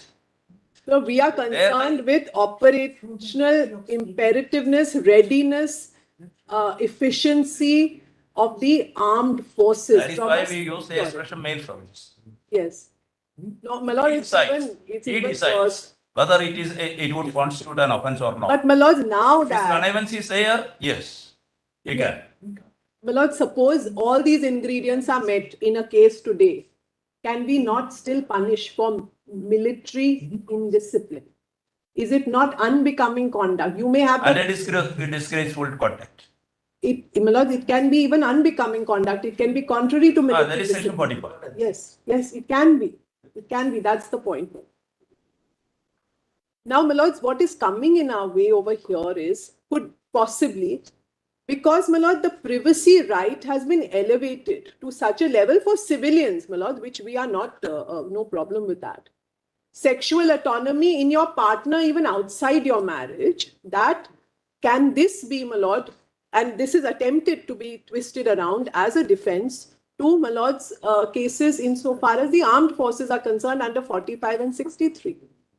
So this cannot be elevated to that level when it concerns the armed forces. That's what we are saying. My lord, now please see 152, for instance. Diwan, there may be number of reasonings coming in different concurring judgments. Ultimately, what it boils down is that 497 has been declared to be violative of Article 451. In the context of marriage, yes. Whatever it is. Yes. It is reciting the rights of two individuals in a capacity as a man and wife. Man and a wife. It will have been defined under the IPC itself. Now, what we are putting to you again and again is that you as in your own discipline force, under your ambit of Arms and Army Act or the Air Force Act, whatever it is, if you say sorry, I'm not examining of an individual rights of a citizen, but I am examining rights of a serving officer covered by my act, unbecoming conduct of an officer for reason 1, 2, and 3. I am authorized to take disciplinary action or the action under the law permissible to me. Yes. So our request to you is, if you take that action, as Brother Joseph also suggested, this judgment is not coming in your way at all. I'm only Because- asking your lordships to simply clarify. Because So that's all. this judgment never deals with the issue. My lord, if your Unbecoming- lordships say that, even that is adequate. You see, your provision 45, unbecoming conduct. Now, unless you must have defined somewhere what is unbecoming conduct. My lord, it can't be. Broadly. We have to. Like- It has to be flexible enough. Give us It need not be conduct. only a sexual Give us civil conduct rules. conduct. It can be any kind of conduct. Which is You have to. You can't be keep it open-ended. No, You have to define what, according to you, is the conduct My lord, which in- you expect in from an arms- officer working under your disciplinary My lord, force. there is a certain amount of intangibility. Civil conduct rules.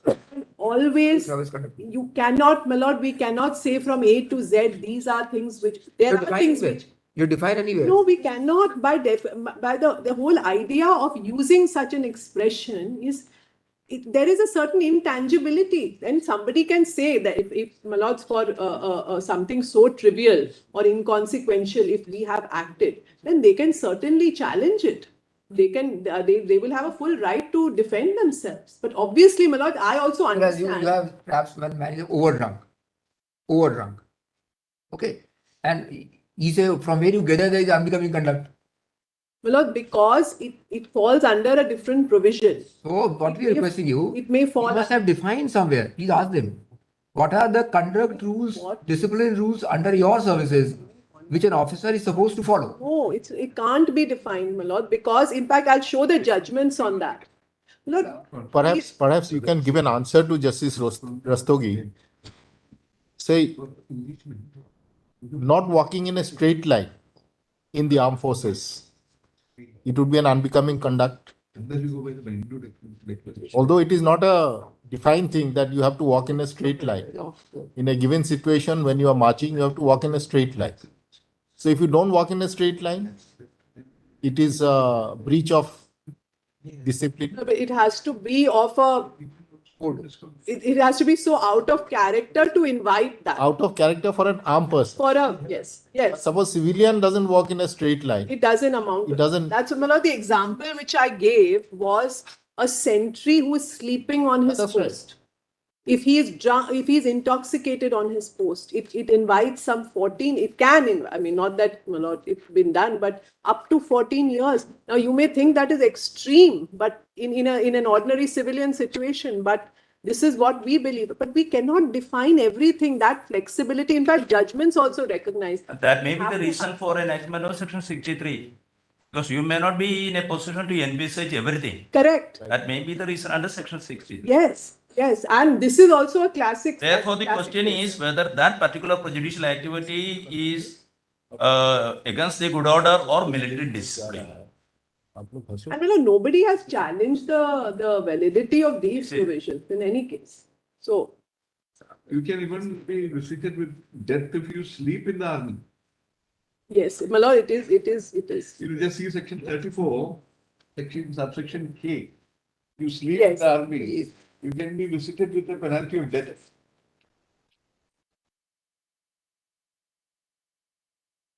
While on active service. Subsection K, Yes. we essentially at the time of war or alarm sleeps upon its post or is intoxicated. My lords are reading 34. 34 K. K, yes. Because that's a need of the force. My lord, it's in time of war. It's a time of war. In relation, these are offenses in relation to the If enemy. you happen to sleep, Yeah. can theoretically be visited with death. Theoretically, yes, certainly, my lords. Yes. You sleep in the army. You sleep when the enemy is at your Exactly. door. You're You supposed can't to- do it. Yes, yes. So that's why, my lord, nobody is going to, in a civilian situation, you can never imagine. Let's come to something different. Yes. Now, what really is your problem? Because you're invoking 4563. Yes. Now, you're proceeding with it, you're taking action, you're dismissing them or doing whatever you're doing with them. My lord, it is Convicting them. stuck at so many levels because the moment a charge sheet is filed under 45 or 63, immediately it is challenged. Then it goes to the AFT. Then depends on what happens. So it's this uncertainty is delaying my entire process. So they're still serving. They can't even be suspended. In any one of the cases, as it independently reaches this court, My lord, where this court could certainly, clarify the preferential fact of that particular case. my lord, That really does not, it's not a case covered by Joseph Shine. You have independent. my lords, I would, there was one case which came up where, my lords, in fact, there was a limitation issue over there. So, my lord, that failed. But, my lords, I would say this, my lord, very respectfully, that now, my lords, that the matter was referred by 3 judges to 5 judges, my lords. This deserves to be taken to its logical conclusion. And the reason is this. My lord, we cannot afford this kind of uncertainty or this kind of delays in the process where a spate of, and there are so many in the pipeline still, so many happening, so many not even, my lord, charge sheeted. And my lord, this puts a dampener on our actions also. So we do need that clarity that once and for all, once 5 learned judges decide that this did not deal with the armed forces, my lord, that is the end of the matter. We can act today. We may not be able to suspend. Tomorrow, my lord, if those officers are acting and there is insubordination in the unit, my lord, the consequences can be in the meantime very serious. Do you want actually a kind of declaration? We want What an advance ruling. Yes. my lord, my lord, even if your lordship To that. that if that this judgment was not concerned with armed forces, that is, I think, quite sufficient. That we are free to act under our military discipline. That is, my lord, would be quite adequate. Because everything being held up at so many different levels, and my lord, there's so much litigation. All those persons who are parties in the individual litigation, are they before us? 3 of them, I think, my lord, 3 of Some of them them. are here. 2 of them, yes. Some of them are here, but not one out of the many who are actually subject to those proceedings are here. Yes, yes, So they are. would we not end up actually doing something behind their backs? No, my lord, the question is that they are, your lordship is only clarifying a judgment. It so happens they have come as interveners and their interventions have not even been allowed. That's right. So but then when we are clarifying, we are doing something behind their back. So they are clinging on to Joseph Shine as the bedrock of their defense. Because they say that this court has declared the ingredients of 497 to constitute an offence which is unconstitutional by Article 14, 15 and 21. Correct. What you are trying to do is you are sort of cloaking it, you're disguising it as a separate offence. Because of the There is no disguise, rules my of the lord. words unbecoming conduct, and you are saying you can package it under unbecoming conduct because it's a separate offence, and you're in a workplace and we've got a different unique work culture, code, exhaustive code. Therefore, it should not apply. Lord, please see my difficulty. Please see my difficulty. Earlier, because 497 was there on the statute book, Yeah. I had to go under 69. I That's had to go because it was a civil offense. Now that it is not, otherwise I would have been free to go under the other provisions. Civil offence. So I was also, my lord, precluded from moving under, my lord, going under in that sense 45 or 63. Today, I am doing it as I was entitled to. There are other jurisdictions in which, my lord, similar provisions have been invoked. It is unbecoming conduct. It has been dealt with, my lord, even in the United Kingdom as unbecoming conduct. So, my lords, today, how can, when a judgment was not rendered in a particular context, it is causing, my lord, serious confusion within the armed forces as to this needs clarity, and only this court can decide that. There's no question of being behind their backs, my lord. They will have every chance at that stage to say that this is becoming conduct. What is the problem with that? They can say that, no, you could not have abrogated my fundamental rights. Doesn't Bose say what is becoming conduct is legal conduct? It is, my lord, it is not criminal conduct in 497. 497 is not criminal conduct. That's all in this civilian context. And 45 itself is, my lord, cashiering in any case. It's not criminal. 63, I am, yes, there is a, but my lords, if I am protected by an umbrella provision, I cannot be precluded from approaching, from taking action against that. And how can, my lord, in the entire country, there may be hundreds of people who are going to be acted against under these provisions. There, Justice Bose as perhaps a solution she found out at the very beginning, which is seek shelter under 33. Yes. And incorporate the ingredient of 497 as a separate offense. Because it will not have the protection of 14, 15, and 21. My lord, till Parliament can act in the matter, my lord, can we brook this kind of delay in the armed forces when we have clear provisions? There's an existing law. My lord, how can we brook this kind of uncertainty and delay in such a situation? Where the court clearly, in our respectful submission in Joseph Shine, intended something else. Clearly, it was a very different context. And today, my lord, it should imperil military discipline. That was not. The problem we are facing is we don't seem to be having a cause of action. So far as this order for clarification is concerned, no court has held that because of Joseph Shine, you cannot take step under this two provisions, 45 and 63. My lord, so in that sense, why should we presume that the courts will hold that you cannot take such steps? My lord, the court. I'm so sorry, my lord. Yes. And then eventually on limitations. If any matter is pending before this court on this. There was, and on the last occasion when this matter had come up, there was one matter. However, my lord, but my lord, please see the message that is being sent out. The matter goes from a 3-judge bench to a 5-judge bench. And then, my lords, without a clarification, my lord, it would create so much confusion, and how much advantage will be taken. Clarification, what we are saying that we don't have any material which shows that Joseph Shine applies to. Well, no, that's good enough. So your lordships may simply say that and dispose of my application. It does not apply. As simple as that. We can't say whether it applies or not. We say we don't have any material. You just have to say that Joseph Shine was not concerned with section 45 and 63.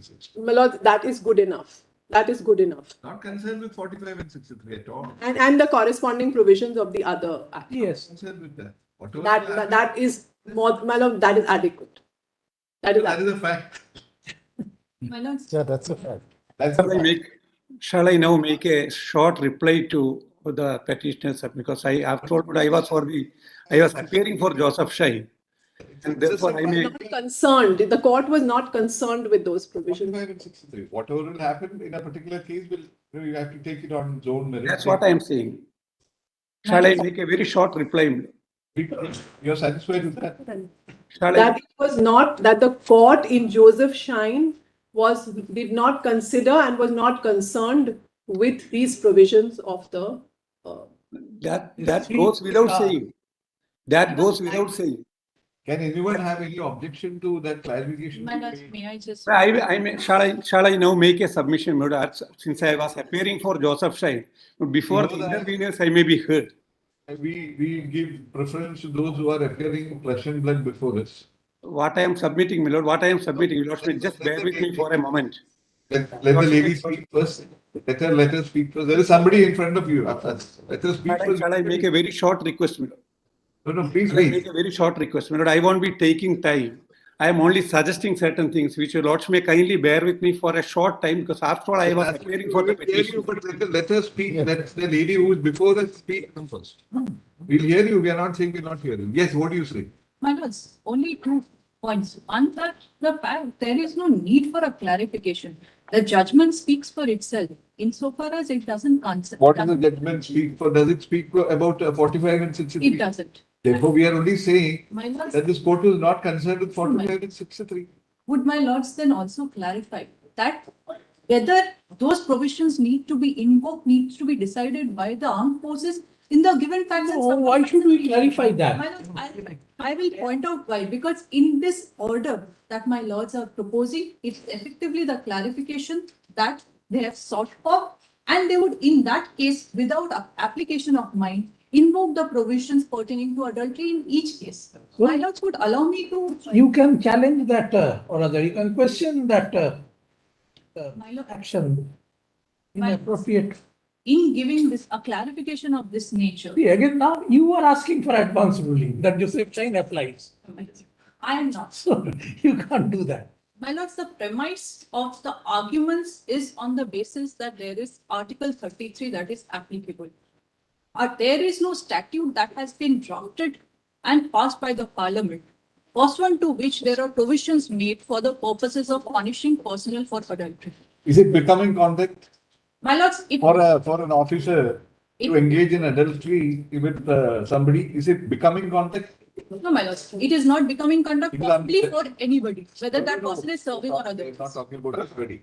We're not talking about anybody, because anybody is not concerned with unbecoming conduct. You're a member of a discipline force with huge ramifications for, the rest of the country. You're supposed to actually guard our boundaries. If you're busy doing something else, most of the time, and if you send the kind of, the waves down your ranks, that this is okay.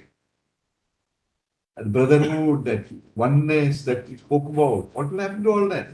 So what you're saying is, it is unbecoming conduct, My lords, not becoming conduct. I mean, let's be very clear about it. See, at one time, one couldn't send a letter to an army officer at the field station. It had to be army post office. it continues to be my That kind of privacy rights have not percolated. My lords, who are Directly. restricting the rights of Joseph as a judgment, So- my lords, does not restrict the rights of the husbands who are serving. We are not on, so far as army is concerned, Joseph Shine did not consider the provisions of this 4563 and equivalent in the other 2 laws.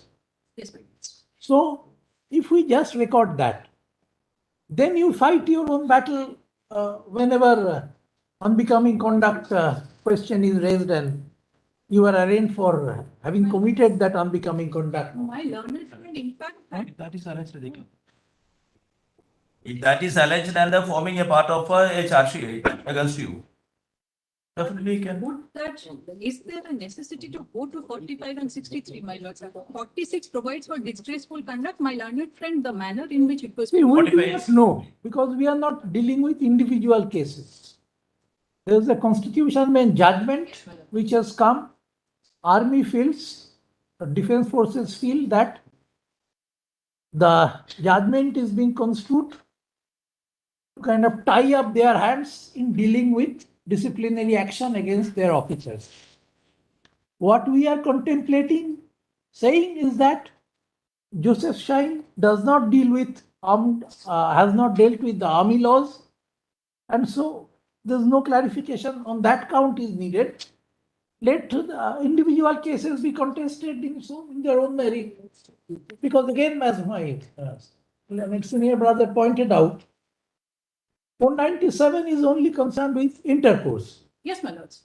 497 is. The unbecoming conduct may be of wider ramification.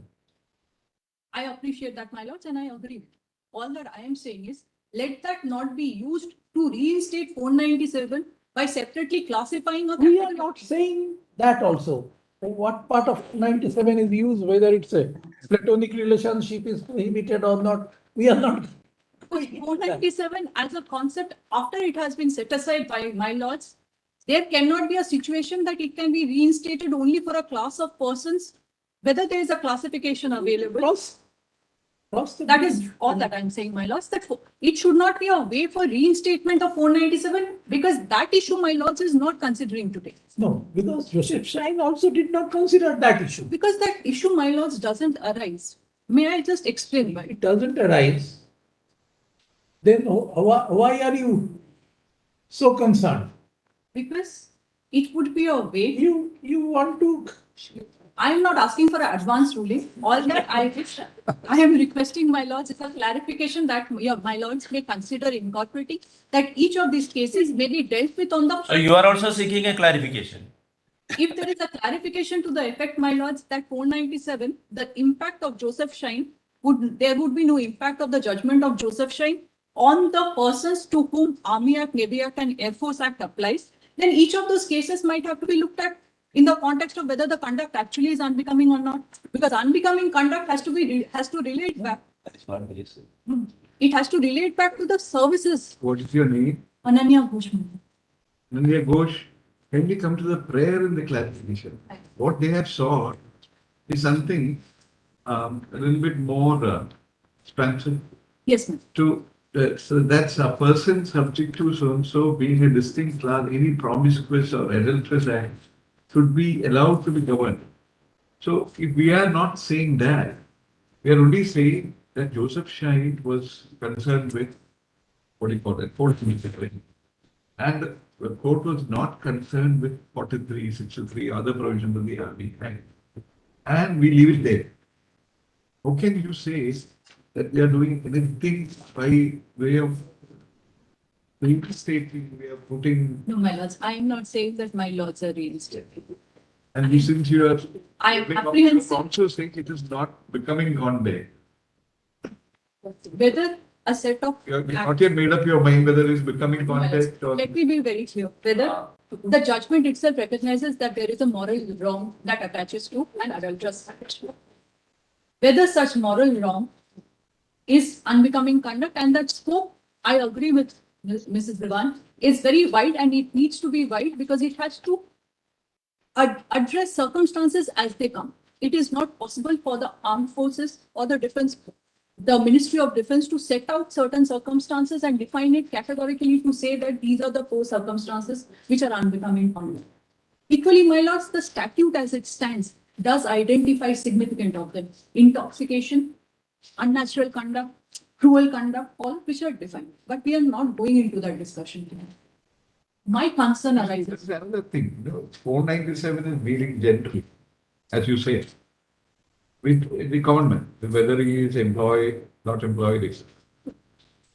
When you're talking about somebody who is governed by a separate set of rules, because it's an exhaustive code, as Dr. Kumar pointed out, then when you enter into employment, it's not a contractual affair, as you know.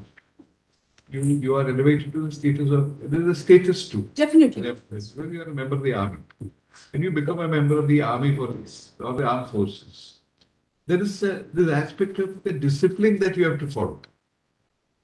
So therefore, as part of the discipline, what constitutes separate offences and the various, because they have taken care after providing for civil offence under 69 to also provide for unbecoming conduct. So 69, you bring in 497. It may not be. That is a civil offence. Now the civil offence needs to be. Because it cannot be there also not lying on. But with that, prevent them from relying upon unbecoming conduct for the purpose of maintaining discipline in the army. See, the whole thing is somebody who is not employed at all, he is free to go have adulterous relationship, whatever. He doesn't have any repercussions outside of his life, individual life. A person who is subject to the discipline of the armed forces is not similarly circumstanced. Because what he does not do has a repercussion on The entire unit, right? entire unit, and not only entire unit, Possibly the country. peculiar way to the country itself, because it relates to the discipline that you maintain, and also it is not You know, there the other problem was there about the gender partiality. Here it is gender neutral because the word his can always be under the clause the officer can be read as including a female. Now it will say his. You read 45, it says that officer his. Under the clause of the act, you can make it her also. So irrespective of who does it, whichever officer does it, because it is not becoming content. My lords, Yeah. we are today, So and I we have am problem not, with that. no, my lords, I A don't have different a, setting. no, my lords, I don't have a problem on that count. Yeah. And the reason I am not addressing that point is very simply that today I am not entering into whether adulterous conduct is becoming or not. It is, personally speaking, it is not becoming conduct. It has been recognized as a moral wrong. It is wrong, therefore it forms a ground for divorce. Otherwise, it would not form ground for divorce. All that, my lords, I was requesting is this. When my lords dispose of this clarification application, observing that the Joseph Shine judgment did not have cause to look at any of these statutes, my lords may additionally clarify that in the where these provisions are sought to be applied, they would be applied on the facts and circumstances of those cases without reference to section 497. 497 comes in only in 69. 69 they are not invoking. They are not invoking 497. What they are seeking to invoke are the principles of 497. Yes. For the purpose of maintaining discipline in the army, not for regulating your private life. Not 497 in its form, it was reflected in the Indian penal See, code. a distinction between somebody who is employed, not employed. The first distinction. The second distinction, the nature of your employment.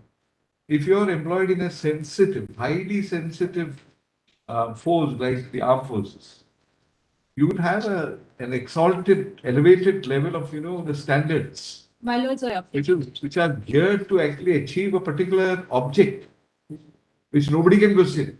My lords, I don't question. I come from a family of service personnel, so I don't question it. That's good.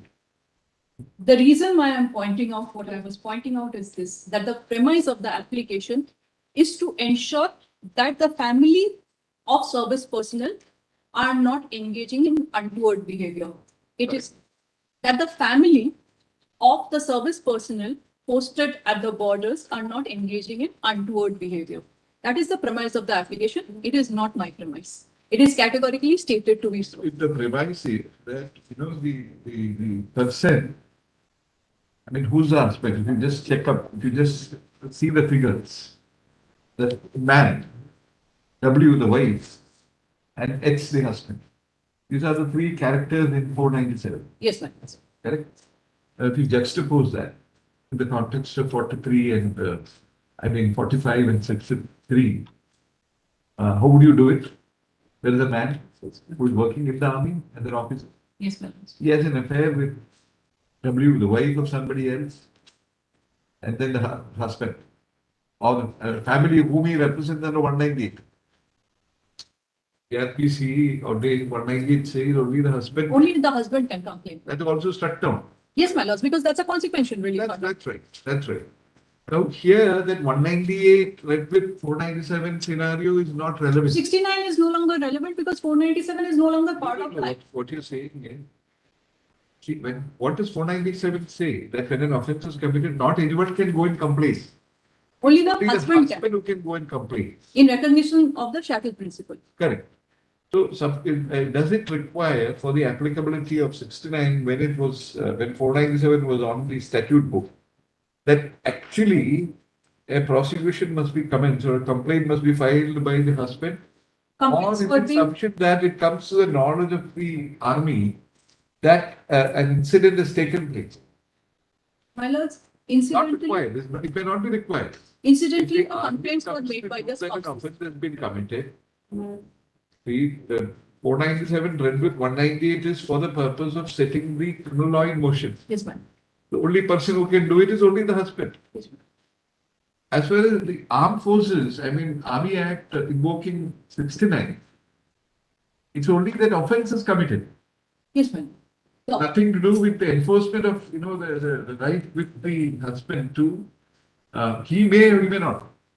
He may acquiesce. He may say, I don't want to, take this matter to court. I may forgive her, I can condone it. Which Because my relevant is learned close friend to- anyway indicated that it will still continue to be an unbecoming conduct. Correct. Because that has nothing to do with the adultery as an offense under 4. That's right. Because therefore the context of, even 497 is completely different when it is transplanted and when it is operated within the four walls of the Army Act or Navy Act. It's got a different repercussion, different connotation. Because your conduct, as you said very fairly, because you are from the armed forces and family also, you say, that what you do, you are actually the public figure, not a private life, somebody's private life alone. You are actually commanding a particular unit, you take it. The word will go round so fast. See, our man is doing it. So let us also, another thing is that it is infectious. See, what is immoral, what is immoral, what is wrong, what is good. It may be relative values, but in the armed forces, you have a particular discipline. Because why? Because the nation might be confronted with a war at any stage. If you are going to have an army where you have completely loose morals, where you say, okay, sab chalta hai. My lords, it's actually, What will happen to the discipline of the army? My Just think of it. I don't think that that's either the mandate of the judgment in Joseph Shine or a statement that I am making to the respondents. That is It why is actually, we say that it was not concerned with 45 or 63, which is a truism, which what you're saying is not anything which is wrong as a matter of fact. it's That's all we are saying. It is, yes, my lords, that, and if my lords can still consider putting in a sentence that as and when these provisions are sought to be invoked, they would be invoked, taking into consideration the facts and circumstances of individual cases. Actually, they can do it only in that way. My Can lords, they take it as some kind of a general Euclid theorem? That my lords, it is actually done. it is to be done on the basis of the facts in each case.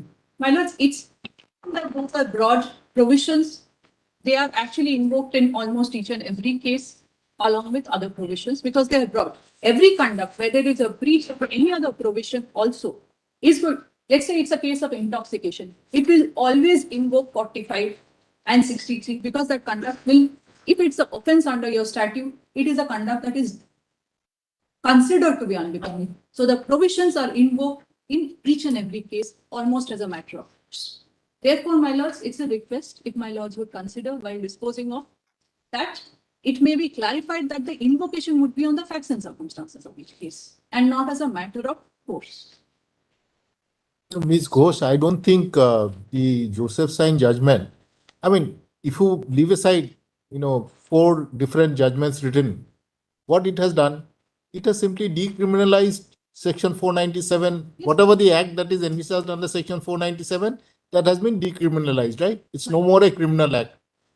Now, suppose any conduct of a person belonging to the armed forces are coming within what is prohibited under 45 and 63 and parameteria provision, that is not being taken away.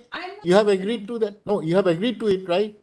So if such a clarification is given without the additional clarification you seek that it will apply to each facts, that is not necessary at all. My lords, Why is it necessary? Because if they put a man in the armed forces on charge of committing breach of 45 and 63 without bringing in what was contemplated in 497, how you are prejudiced?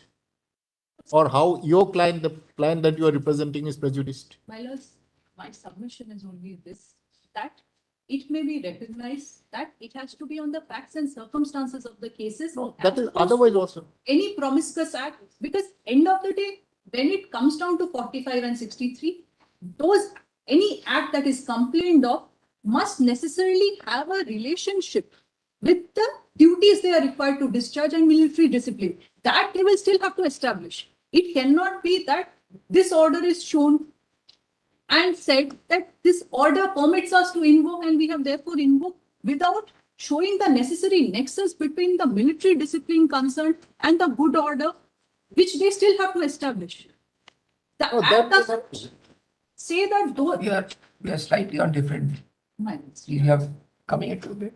Yeah, we have to come maybe. So, what Joseph Stein says is decriminalization of co-97. Nothing addition further. We are talking about armed forces. Let us take in general. This discipline is required everywhere where you serve. In any capacity you serve. Now, if your conduct is unbecoming a conduct to serve the institution, wherever you serve, and the authority in its wisdom within the parameters of unbecoming conduct of an employee or an officer holds you guilty without aid of 497. And according to the service jurisprudence, this is sorry. This, according to us, is this relation is unbecoming conduct of an individual. Why can't, where is the restraint come from the judgment? Nothing. There is no restraint from the judge. In fact, that's our position. No criminal action can be taken against you, an individual, whether in armed force somewhere. But if criminal action. But no, not criminal. They are taking the action under their own law. Under their own law which permits them. Which, if they are able to establish that a conduct in question impacts military discipline and good order of the services, which in different words are provided for in the 3 statutes. That's correct. And they take action under their own law. They are taking action under their own law as if there is no quarrel on that, my lords. We are concerned about, our apprehension is that a clarification would allow them to override the requirements of looking at the mandate You of. are presupposing something which is still not there. We'll come back after that. Who's been? 215. 215. 215.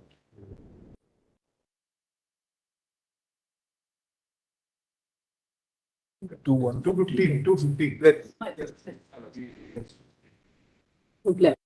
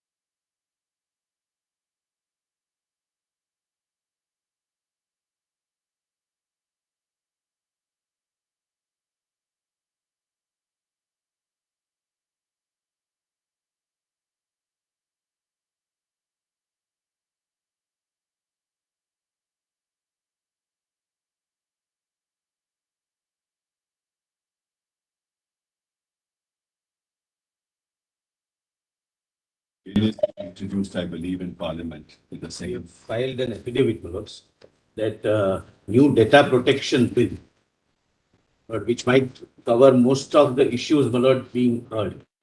Lord, is being introduced subject to, my lord, administrative approval, etc., some formalities. In the second half of this session, the session has started from today, my lord. The second half would start from 13th. Well, as our request is that let the bill come, Malad, because it will be before you, and then the matter can be taken. Because on behalf of the petitioners in the lead case, Yes. I'm opposing this application. This was mentioned to your lordships in September when the matter came up. It was meant at that stage there was no bill pending. The history of the last bill which they introduced, because in fact there's an order in this matter where in 2017 Mr. Mehta had informed the court that time when a committee was being set up that it may translate into a law. So that was 2017. Then even in September, it was mentioned that there could be a bill. The fate of the last bill was that the bill itself was withdrawn. And your lordship knows that even after a bill is placed, it sometimes may get referred to a committee, etc. There may be deliberations, etc. So the introduction of a bill itself, assuming what they say is correct, and I have no reason to doubt that they are proposing to introduce it, shouldn't defer or delay the taking up of this case. The lordship will take up this case and then we'll see as to what is to happen in the matter. Let us open and conclude. We'll assist the court as best we can. I'm in 502.2, where the issues do not pertain to the bill at all. The issues are threshold issues of reviewability of actions by private parties. So bill or no bill, that issue is before your lordship. So I'd urge your lordship to hear that issue. I also place a connected matter. Have the statutory mechanism in before your. It'll be an academic exercise. Judicial review of what? Of judicial review of actions by non-state actors. That's the issue before your lordship. That doesn't pertain to the bill in any way. It's not germane to the That is also referred to. That's before your lordship. Well, that non-state actors 502 also part is also covered. Even in the main petition that Mr. Diwan is leading. Is it in connection with this WhatsApp thing? Yes, exactly, my lord. Well, There's it a doesn't deal matter with of WhatsApp. The position The is bill what we are substantially advancing. supports Mr. Diwan's submissions. I'm geographically sitting, standing here. But my purpose is not that it might be, an academic exercise in absence of any statutory framework before your lordship. Whereas what will your lordships decide? Whereas in the absence of the formulations, whereas of the government, which are very complex formulations, Whereas in the context of the experience. Because I'm sure the government will frame it. We have been waiting. Your lordships have placed the matter now in this month and it is coming up. So let us wait our turn and we will assist your lordships when the matter is called out. This kind of matter,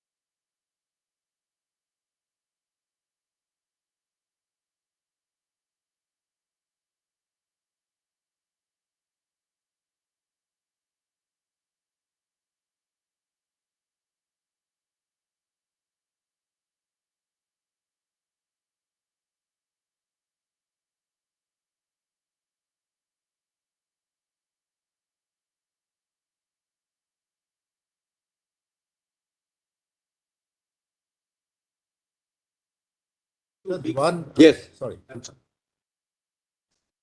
You are right in saying that just because a bill is introduced, Yes.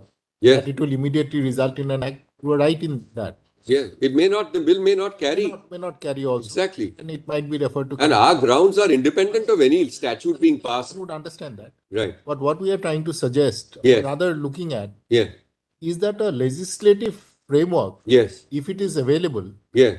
and if the government is contemplating it, Right. then should we now do this exercise? Because Most definitely, according to me, yes. these are not, Because these this are is, not easy exercises to be done. So therefore, no, I agree with you. the So, government has taken a particular conscious call to introduce a bill. I think legitimately for a reasonable time, I think we can wait, certainly. anyway, I will make, I'm in waiting. I'm just asking. I'll make two submissions. This is a writ petition which relates to the year 2016.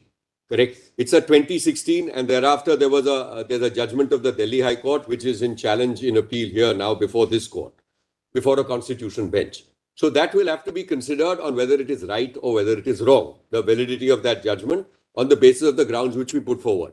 Now, doubtless, as to what your lordship says, that if there is a statute which comes in at some point of time, it may have an impact eventually with regard to how certain persons who are operating, including WhatsApp, operate, whether they can trade their information or not.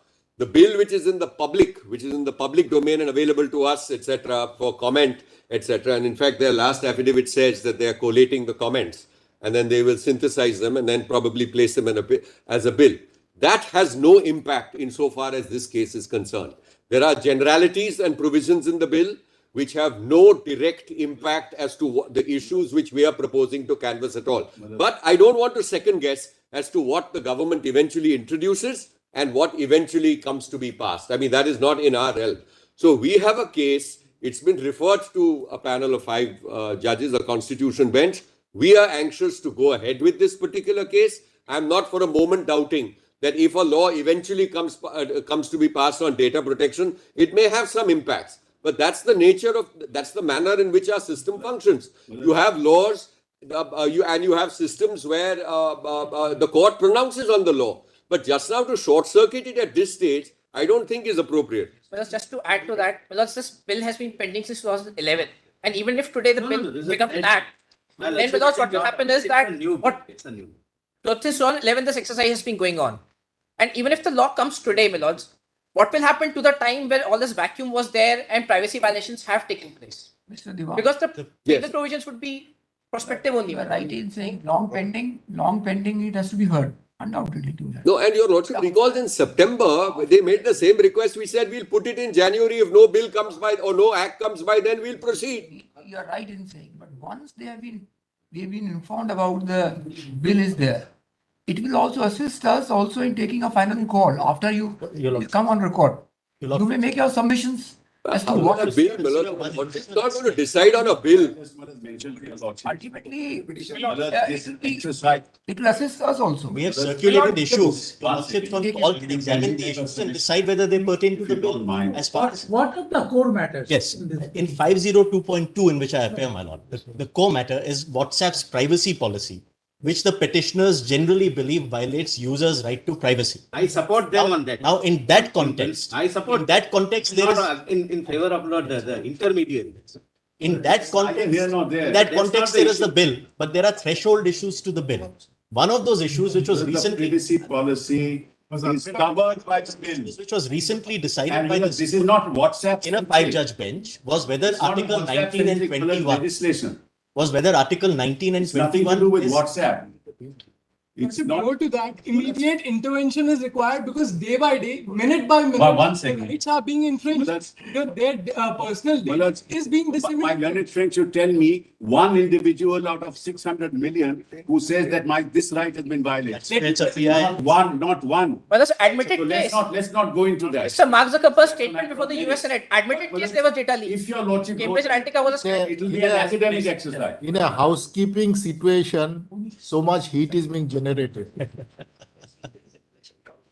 It's only understand.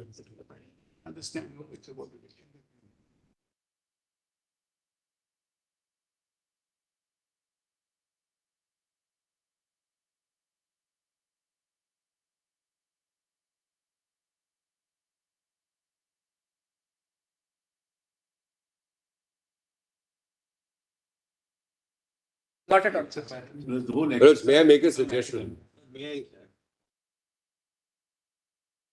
Make a suggestion. Here we have interrupted an ongoing matter which is before the Constitution bench on a mentioning by the other side. Let us wait for this earlier bench to, we are the very next matter. When our turn comes up, we'll assist your court and be in yes, very well. You're interfering in the middle of a year. No, Manoj, we are just better. Manoj, your lordships, we wanted to inform you that this is going to be our submission, Manoj, and we will. You're interfering with the partnered matter. No, I don't. No. We are not here to interfere with any. You know that. An indulgence. Yes, sir. Only one thing, Lord, for clarification. We would not, Lord, we are supporting the privacy policy and we are with the users. I mean, we are not with the WhatsApp or anybody, but the bill, not the hearing before your lordships would be confined to either WhatsApp or it is intermediary centric. Intermediaries are 7: WhatsApp, Twitter, Facebook, and large number of others, which we perhaps may not be aware of. We'll assist you. Primarily to Only- WhatsApp and Facebook. No, there is Google. Seminal one for your Somebody is talking. There is Twitter, there is Google. Somebody is talking, just they don't do that. Lord, question is of few weeks. Lord, I leave it to you. Because I say, Lord, it would be coming in the subject to Lord, the administrative procedural issues. It would be coming in the. Let us not do anything when we are in the middle of a partner. We are not going to do it on mentioning this man. Your address is after this matter is over. Yes, grateful. We'll be here. Yes.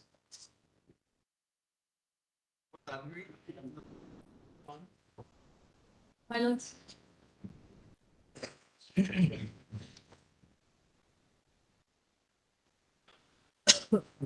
My lords. Yeah. My lords, it is a matter of fact that the Joseph Shine judgment did not deal with any of the other statutes. It was only concerned with 497 of IPC and consequently 198 of the Criminal Procedure Code. Nothing beyond that. My lord, subsequently, a matter came by way of an appeal to this Honorable Court, where the provisions that the Honorable Court were concerned with were parameteria provisions, but under the J&K Constitution, the Ranbir Penal Code, sorry, not the Constitution, the Ranbir Penal Code, where parallelly provisions of the Army Act under Section 63 were also in. My lords would see the judgment. The judgment part where the appeal was concluded, and it was held.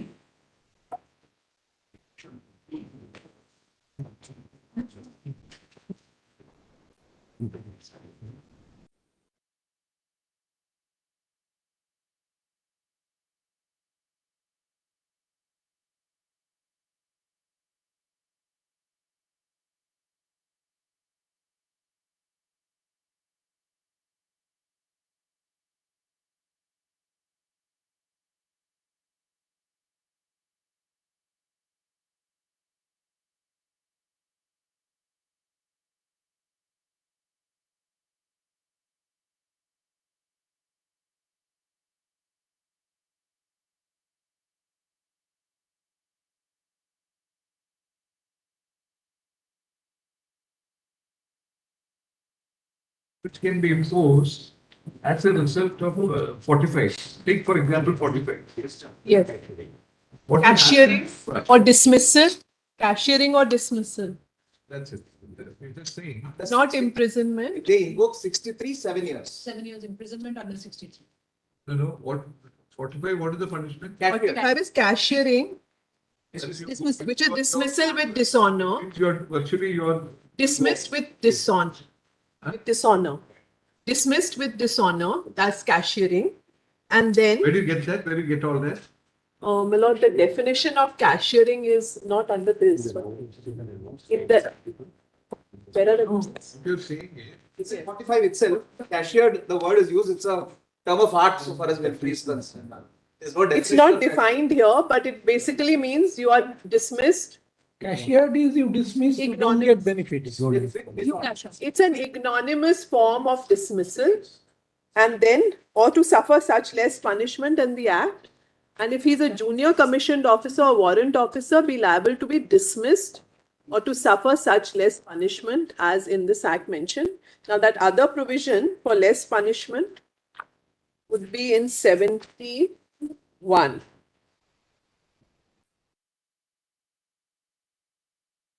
Lord 71 talks of D is cashiering, E is dismissal, F is reduction to the ranks or to a lower rank. One more thing, huh?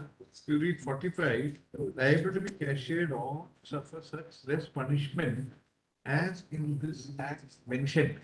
What That's 71. 71. 70, let us So see what. we have to look at less than cashiering or dismissal. Let us see. So please see 71D is cashiering, then E is dismissal. 71. 71, yeah. D is cashiering in case of officer, then E is dismissal from service, F is reduction to the ranks or to a lower rank or grade or place in the list of their rank in the case of warrant officers, and reduction to ranks or to lower rank or grade in the case of non-commissioned. So what we are trying to tell you is, this is not exactly setup of a criminal trial. Absolutely. Where the punishment usually is part of either imprisonment. 63 is. 45 is not, even though it's by a court martial. Therefore 45 read with 71E onwards.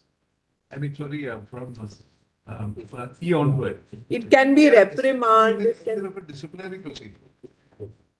yes, it bears the character of a disciplinary. 5 years of imprisonment. So they always evoke 45 read with 60. They're all people who are convicted under 45 read with 60. If they do it only on 45, what you're trying to say, 45 is either cashiering or something less. Something less. Not any punishment. That's right. It's a criminal trial. That's right. If you wanted to But it's understand. through a court martial. But through a court martial. That's right.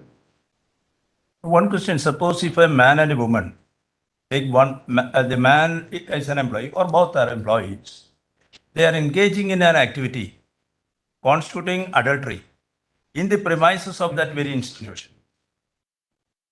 And after the working hours or during the working hours or before the working hours. And then see whether you will say that since it is that particular act is decriminalized, they can do that with the impunity and then escape unscathed. Or whether you will say that the employer is free to take action, initiate action for an unbecoming act. What is your? Submission is simply this.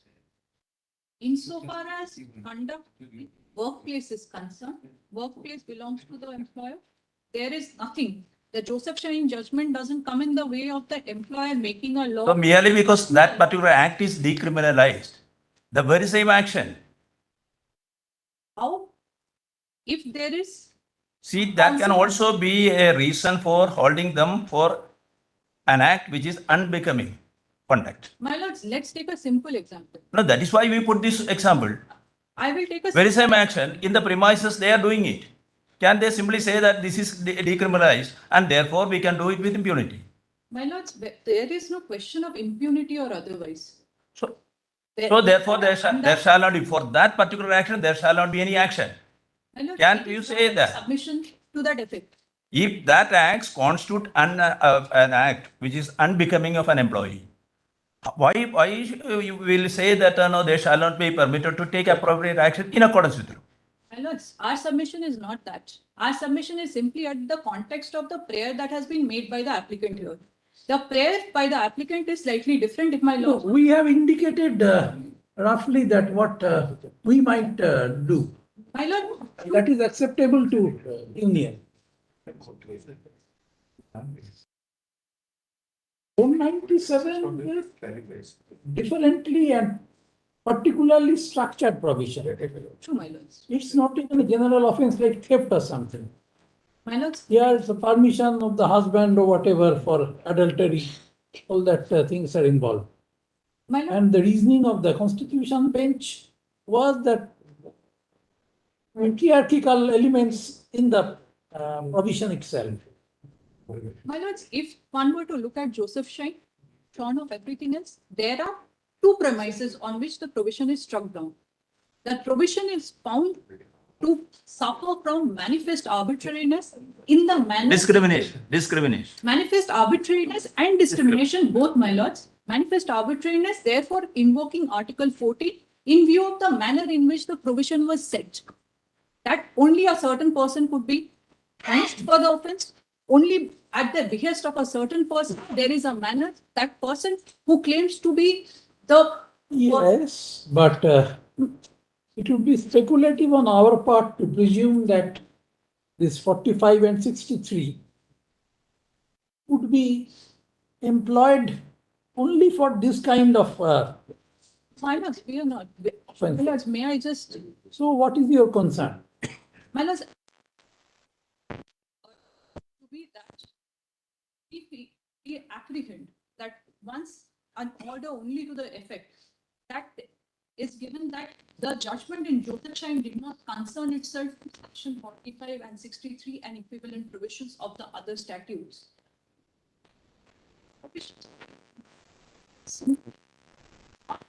Ground on the basis that there is a mandate of this court that that personnel who fall within the purview of the statutes could be prosecuted for offences equivalent of adultery, promiscuous acts, as has been prayed for in the application, and they would be proceeded against. We would be, were my lords to consider passing an order to the effect that no clarification is required in the terms that are sought, and that the Josephshine judgment does not concern itself with any other statute apart from section 497 and 198 of CRPC, I believe that there would be no issue. We put a simple example to you. Supposing tomorrow an officer is charged under 45 with an act which amounts to adultery, as it is understood is 497. Correct? And it is described that this amounts to unbecoming conduct. Correct? Now, can the officer say, because 497 has been struck down, I cannot therefore be charged with a conduct which, for the purpose of the offence under section 497 under the Indian Penal Code, has been struck down, and therefore section 45 has become a dead letter. Unbecoming conduct must be something else. No, my lords. That is not our. Can you do that? No, my lords. Simple question we are putting. Can you do that? No, my lords. Because section 45. If you can't do that, please clarify that. That's all, my lords. All that. You'll be in a worse position than what you were. Yes. No, my lords. We will clarify that. We'll clarify that. My lords. You are very correctly answered because you are led by your truthful estimation of what you understand. My lords, all that I am saying is, would my lords consider just adding one sentence? The example we gave you. My lords, 45, there cannot be a so long 45 is invoked in a circumstance where the forces are able to make out a case that the conduct in question is unbecoming of an officer, that stands on its own plan. No, that we'll have to be where you are little bit you are not answering. We are saying he is charged with the offence of unbecoming conduct of an officer, which ingredients are that which are borrowed from 497. We'll take the simple example that there is promiscuous conduct by the person. Promiscuous conduct, or it is adultery. Yes. We are saying adultery. We are saying right royal way. We are saying adultery, and they bring it under the 45. Then can you be heard to say 497 of the IPC has been struck down by this court? 45 therefore is eclipsed permanently, goes into a limbo, cannot come back ever, cannot be used. You go around merely committing adultery. No. Your officers and the rank and file, they are led to believe we have an officer who's thoroughly immoral. But nothing can be done about it. Huh? No, my lords, that is not our. No. What else you want? What else are you suggesting? I am not suggesting that. You're not suggesting that not exactly. Not at all, my lords. Yes. I am in fact. What should the disciplinary authority do when an officer, responsible officer, bound by the Army Act, commits adultery? Are you saying that their hands are tied, fold, you cannot do anything? Or are you saying they can be charged under 45? Please tell us, because I will tell. Why I have a simple answer to that. When we are telling you, the setting of 497 in the Indian Penal Code is of general application. Correct? Somebody who is not in an employment, somebody who is not with the armed force, that is a different thing. They have a different regime, which is the Army Act, Article 33. So if you cannot then say that we are outside the embrace of the discipline which is sought to be enforced on us by statutory provisions, which are different, which separately provide in very wide words. My lords, my lords, We will clarify that now. Now that we are clear in our mind. my lords, 490, I understand. You thought of only saying that it will not apply. You have made us feel that we should clarify. My lords, the judgment in Joseph Shine does not talk about the 3 statutes which have been in connection with which a clarification is sought before your lordships. There is nothing in the judgment which talks about either of the 3 acts or about a workplace. An example was given that even in civilian workplaces, there is a requirement of disclosure of relationships internal. That comes from a right place of law. That is to ensure that there are no allegations of sexual harassment or an attempt to make. Ghosh, we will ask you another question. Forget about state employment. Huh? You have private employment. Correct? In one of the items of misconduct, which is more carefully articulated, unlike this very loosely worded, unbecoming conduct, is if a person commits adultery, action can be taken. Action is taken, and he is thrown out. Well, insofar as what will happen? We're just asking you whether you can the employee say, sorry, even though actually I'm doing adultery, 497 has been struck down. You employer, you can't touch me. I will merely carry on with adultery. But sorry, your hands are tied. Can you say that? My lords, let us look at Joseph Shine as a judgment first and see what are the consequences of Joseph Shine and what is the premise and the ratio of Joseph Shine. The Joseph Shine judgment strikes down 497 and consequently 198. In coming to that conclusion, it proceeds on 2 separate premises. One is manifest arbitrariness and therefore Article 40, where it looks at the construct of the section in question and finds that there is no rational nexus as to what the purpose it seeks to achieve and how the manner in which the so-called protectee of the section, that is the wife in question, is being treated under the section. That's right. The second construct, the premise was... We'll just chip in with our understanding of Joseph Shine. Joseph Shine has not sort of say that it's a moral good. It doesn't. On the other hand, it says that it will continue to be a ground for divorce. 2 months. So it is a ground for divorce. Minutes. Joseph Shine proceeded on its understanding of Articles 14, 16, and 21. And the fact that the husband of the wife alone can make a complaint, 198. The wife cannot make a complaint. So you brought in Article 14, discrimination. You went ahead and you shut it down. It is void because it's not a case of fundamental rights being violated. It's void. Apart from 497, we are telling you in the context of employment. Well, I'm just coming to that. Because 14 is not the only premise on which it's struck down. If it is so, then even for the ground for divorce, it should not be. No matters. Why not? Even a ground for divorce, it should not be. The reason why it continues so good. No, my lords. The reason why it continues to be a ground for divorce is that adultery is adverse to the marital relationship between a husband and wife. Correct. Is not questioned.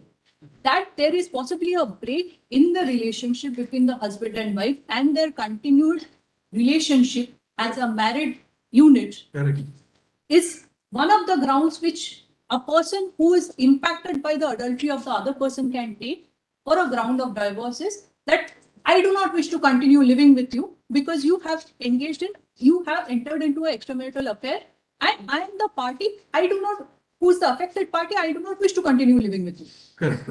That is... Therefore, it's something which goes to uphold the sanctity of marriage. My lords? It goes to it because the reasoning in Joseph Shine is that keeping it as a criminal offense does not, go to uphold the sanctity of marriage. You're saying on the civil side in a divorce petition, it is necessary because if I lose faith in my wife and then say that because she is leading an adultery, I will not have anything to do with it. Yes, ma'am. In the Hindu religion, in the Christian religion, it is treated as a sacrament. In the Mohammedan law, it is a contract. Hindu marriage. Correct. So there are different underpinnings of it, which we should I do not deny. entirely. My lords, let's break it down. We have seen murder cases which which have originated from adultery. We have seen the kind of, the strife that it has brought in, the disharmony with all, we have witnessed it. As judges, we have seen what happens, particularly when, marriages are torn asunder by adultery. What happens with children? I can relate to you any number of incidents. So it is, we don't. My lords, let me not be heard as saying that I am taking the action of adultery lightly, or I am making a submission lightly on the actions and consequences of adultery. I am candidly submitting that I am not addressing the emotional aspects of it. We therefore are looking at a circumstance where there is an application that has been filed, where two questions have been framed for my Lord's consideration, and a prayer has been made. Correct. The prayer is to permit them to prosecute a specific direction whereby they wish to incorporate by a dictum of this honorable court promiscuous and adulterous acts within the provisions of section 45. My lords may kindly see with me once the prayer. Well, we were also about to request you to read the prayer. We are now half inclined to actually allow the prayer. My lord would Then allow me to read the prayer. Yes, ma'am. My lord would come to page 27. Yes, we are right. That's in front of us. The persons subject to Army Act, Navy Act and Air Force Act by virtue of Article 33 of the Constitution being a distinct class, any promiscuous or adulterous acts by such persons should be allowed to be governed by the provisions of section 45 or 63 of the Army Act, sections 45 and 65 of the Air Force Act, and section so and so. So tell us what is wrong with the prayer. My lords. Tell us what is wrong with the prayer. This is by way of a clarification to the Joseph Shine judgment, which judgment does not pertain to, nor does it discuss any of the statutes. It's exactly that. Second, my lords, the provision in the question provisions or the relevant provisions that we are talking about do not identify any specific conduct. They pertain to certain conduct which they believe are impermissible in terms of the code that the military follows. My lords, it has to be determined on a case-to-case basis whether a conduct by a person would pose against the military's ethos. There could be a circumstance where that a husband and wife are separated and deserted for 15 or 20 years. There are ongoing marital disputes and a complaint is made. Were my lords to incorporate specifically in these provisions that any promiscuous or adulterous acts would be read into these provisions without looking at the facts and circumstances of the case, my lords would allow a barrage of complaints to be filed. Simply because there are parties engaged in a marital dispute, allegations would be made, and because of the mandate of this court, even the military officers will not have an option to evaluate on a case basis, and they would be necessarily required to invoke these provisions. If you're saying that, and would you have an objection if we clarify that in the decision of this court in Joseph Shine will not stand in the way of their taking action under section 45 and 63 in cases where unbecoming, so elements which are mentioned therein, including promiscuous and adulterous act, put it differently. Would my lords require to clarify that? Because the judgment is being cited by you. My lords. Not you means, whoever is. My lords, nobody has cited a single judgment. There is not a single case that my lords would recall that on an earlier occasion, my lords had called upon the government to cite which are the cases where this issue has come. No affidavit has been filed to that effect, my lords. No case has been brought to my lords' notice where this issue has come up. No, Ms. Ghosh, we can't be looking into how in a given factual scenario, how the situation would play out in a disciplinary proceeding. Let's take it as a disciplinary proceeding, right? How the scenario would play out in a given factual scenario, that we are not required to contemplate here. We are all in agreement here that the judgment that we are talking about had nothing to do with these provisions of the Army, Navy, Air Force Act. To that extent, you agree. That's a factual thing. The court had no occasion to look into those. Now, how they would play out by application of the Army Act and the Navy Act and the Air Force Act provisions, we don't have to. My lords, I am not quarreling on the first part. In fact, my lords, a statement as my lords were. No, even Miss Diwan was agreeable to have just that bit of a declaration. That's all. My lords, we are not contesting an order by this honorable court to the effect that there is no need for a clarification because the judgment in question did not deal with this provision. That's all has to be. That's all has to be said. Then why we are doing all the arguments then? No, my lords, this was only in the context that in cases where they seek to invoke, that should be. So how they play out in a given scenario, I don't think that is something. I bow down, my lords. My lords may consider stating to that effect. Should my lords seek to do so? That the judgment in Joseph Shine did not deal with any of these statutes, and consequently, whatever actions need to be taken will be as per the provisions of law. That's what we told you. Then you chipped in with a lot of objections to even that. No, my lords, I was not objecting to that. I only wanted an additional clarification. Since my lords are not keen on it, I would respond. Yeah. Who else is there? Shall I just point out a few aspects? That answers my plenary objection. The only apprehension we have. Who are you? Who are you? Both of us belong to a category of officers who have been convicted under 45 and 63. What is the charge against you? The charge against us is sexual relations with other officers. In my case, both of us are officers. Okay. The accused who is before your lordships and the lady with whom he is accused of having. Does the lady officer happen to have a husband? Obviously, she happens to have an husband. The marriage is not yet dissolved.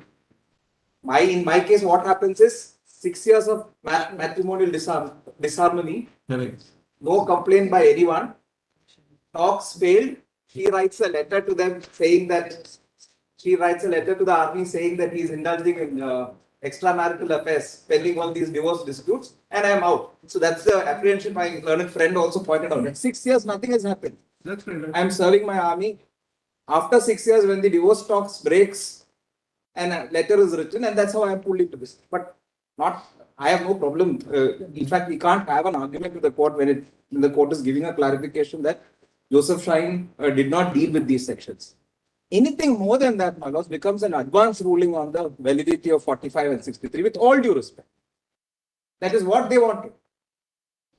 The tenor of the application was that's all. Anything more than that is an advance ruling on the validity of 45-63, which we may or not challenge once our orders of court-martials are confirmed.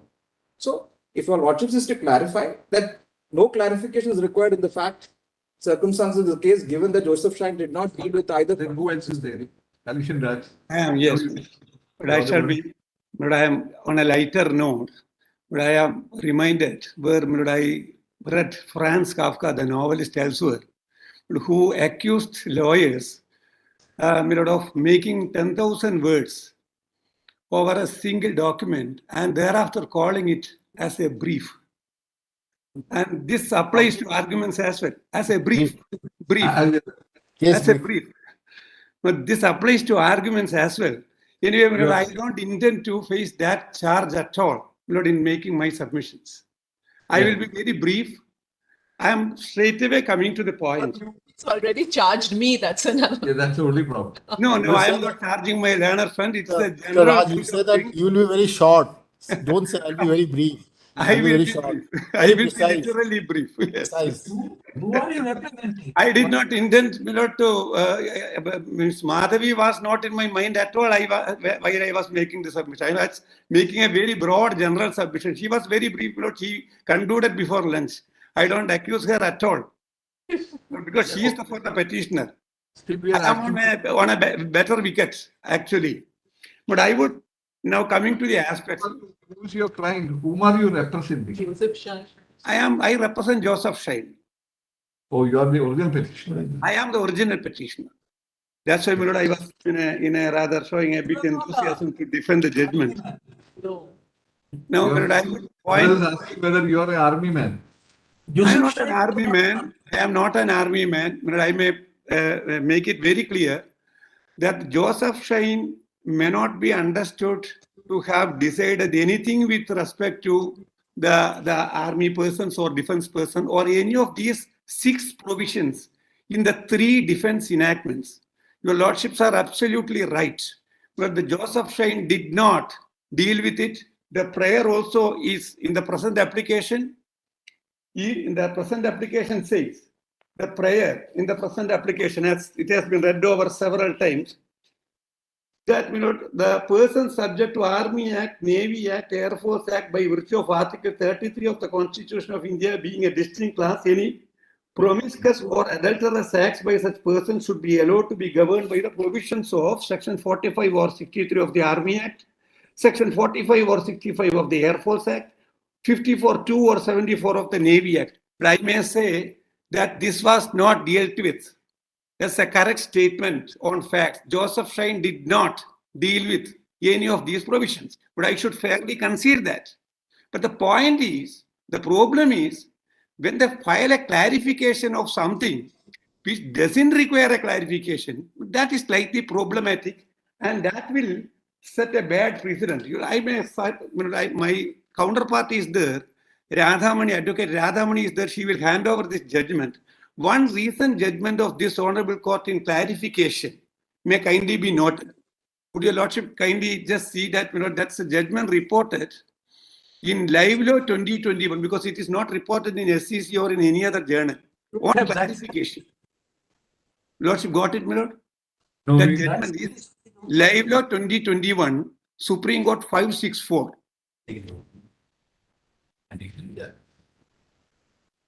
But this is specifically on the issue of clarification. First of all, the court says, but paragraphs 8 to 12 may be relevant. Paragraph 8 to 12 may be relevant. Then Supertech. In Supertech, a clarification petition was filed. And then, relying on Gurdeep Singh Uban, but an earlier judgment of this court said that you cannot file a clarification application when it resembles a review, at least in parts.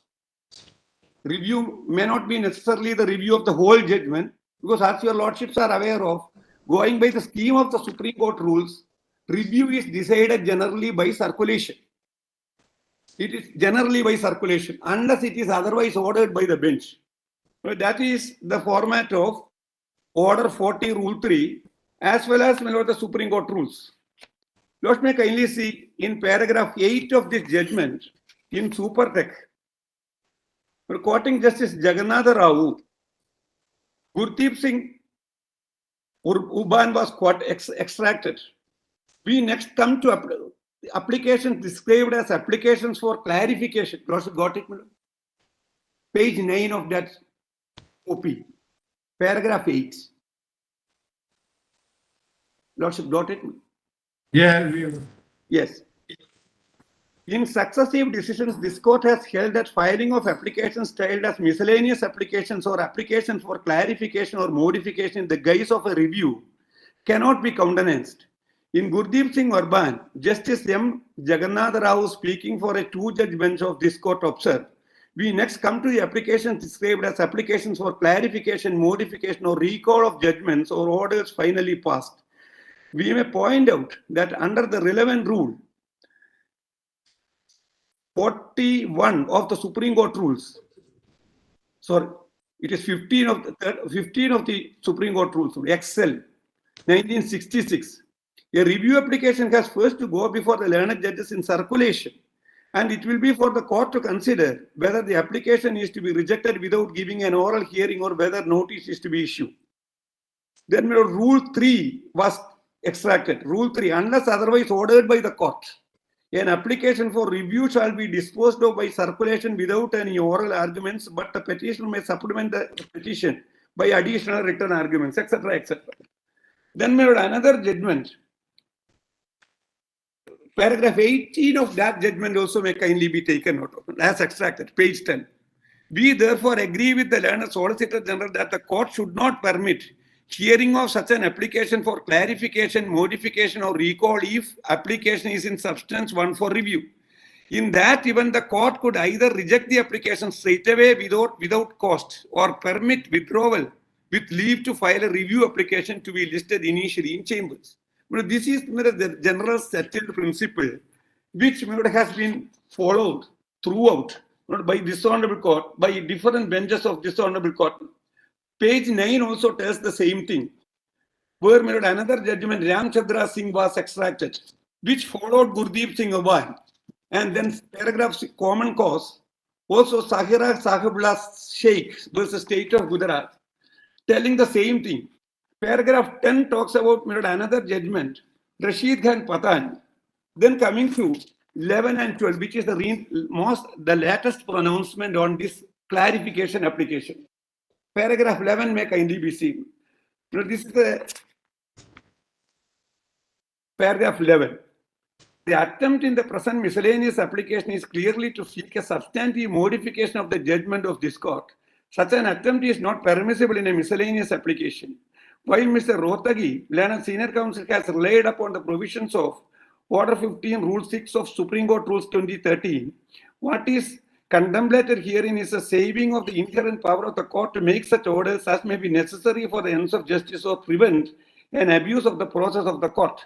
Order 15, Rule 6 cannot be inverted to bypass the provisions for review in Order 27 of the Supreme Court Rules of 2013. The miscellaneous application is an abuse of the process.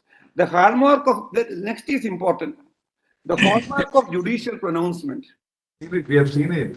Yes. All that I am saying is, but I will just read this paragraph just for the purpose of conceptual clarity. Just 1 minute, 1 minute, 1 minute. After entertaining that.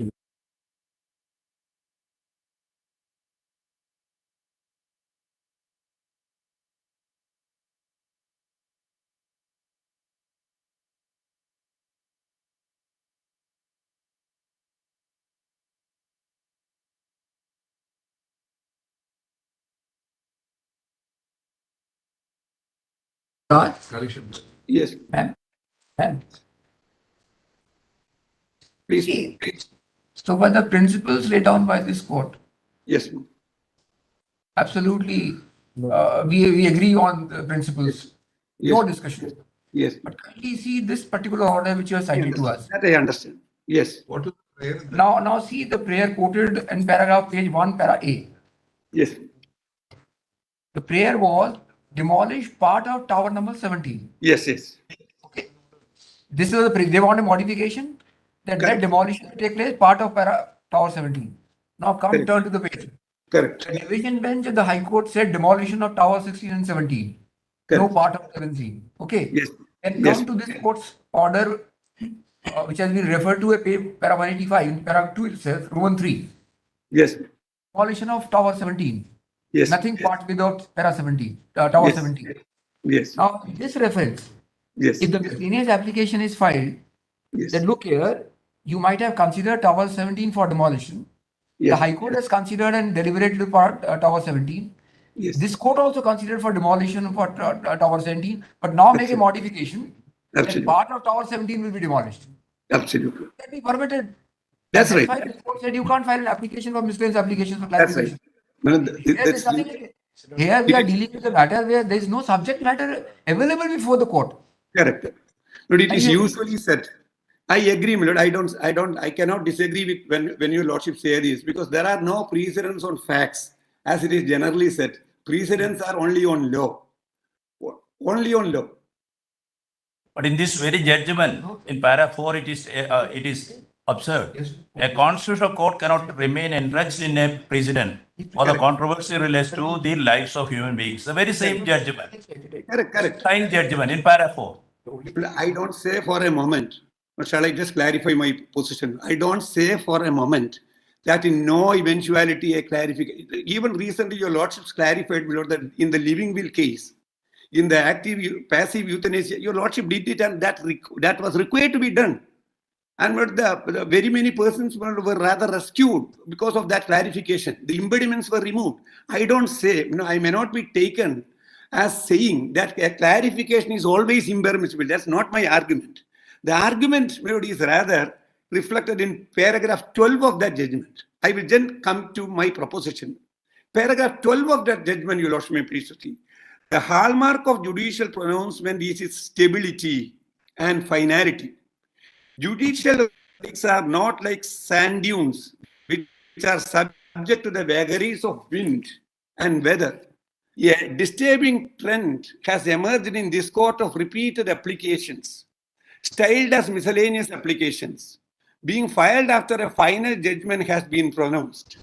Such a practice has no legal foundation and must be firmly discouraged. It reduces litigation to a gambit. Miscellaneous applications are becoming a preferred course to those with resources to pursue strategies to avoid compliance with judicial decisions. A judicial pronouncement cannot be subject to modification once the judgment has been pronounced by filing a miscellaneous application. Filing of a miscellaneous application seeking modification or clarification of a judgment is not envisaged in law. But in the context of the prayer in that application. Yes, I understand. I understand. In every decision, my lord, that exactly, my lord, what I would say about Joseph Shine also. Joseph Shine, as your lordships rightly observed, my lord, did not pronounce upon, my lord, a person's culpability. Your appearing can be put to you because you're the person who is who was responsible for bringing about that judgment in that manner of speaking. If in a section 45 charge proceeding, yes, the ingredients are exactly that he committed adultery. Yes. Will the Joseph Shine judgment stand in the way of the army authority taking disciplinary action, which is essentially a disciplinary action because the result is going to be cashiering? Yes. It's going to be ending up in a jail. Yes. So, would there be any insuperable obstacle for the authority in doing that? Just we wanted to know what's your dilemma. My answer is crystal clear. There is no impediment created by Joseph Shine in such a course of action. Your lordship can even refer to this as my submission. There is no difficulty in that because I want to be fair on that. The point which I am making is only this. But the problem is something which is not there in Joseph Shine. Now I will come to straight away to the point. Something which is not there in Joseph Shine or in any judgment for that matter. Now the people across the country will be citing the judgments of this honorable court to either distinguishing it or, my lord, relying on it or, my lord, saying that it is not applicable to the facts of the case, etc., etc. Yeah. But will that give rise to a cause of action for clarification of the judgment cited is the question, precisely. But there will be hundreds of occasions where Joseph Shine is cited or distinguished or relied on. Because somebody cites Joseph Shine or distinguishes Joseph Shine or relies on Joseph Shine, rightly or wrongly,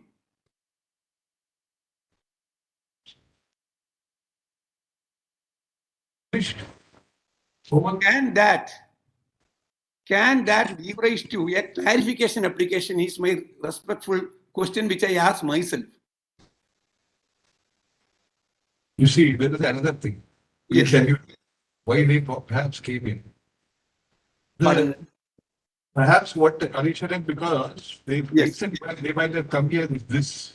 Yes. They perhaps want a message from the highest court, and that will in strength. Yes. That what has been held in Joseph Shine.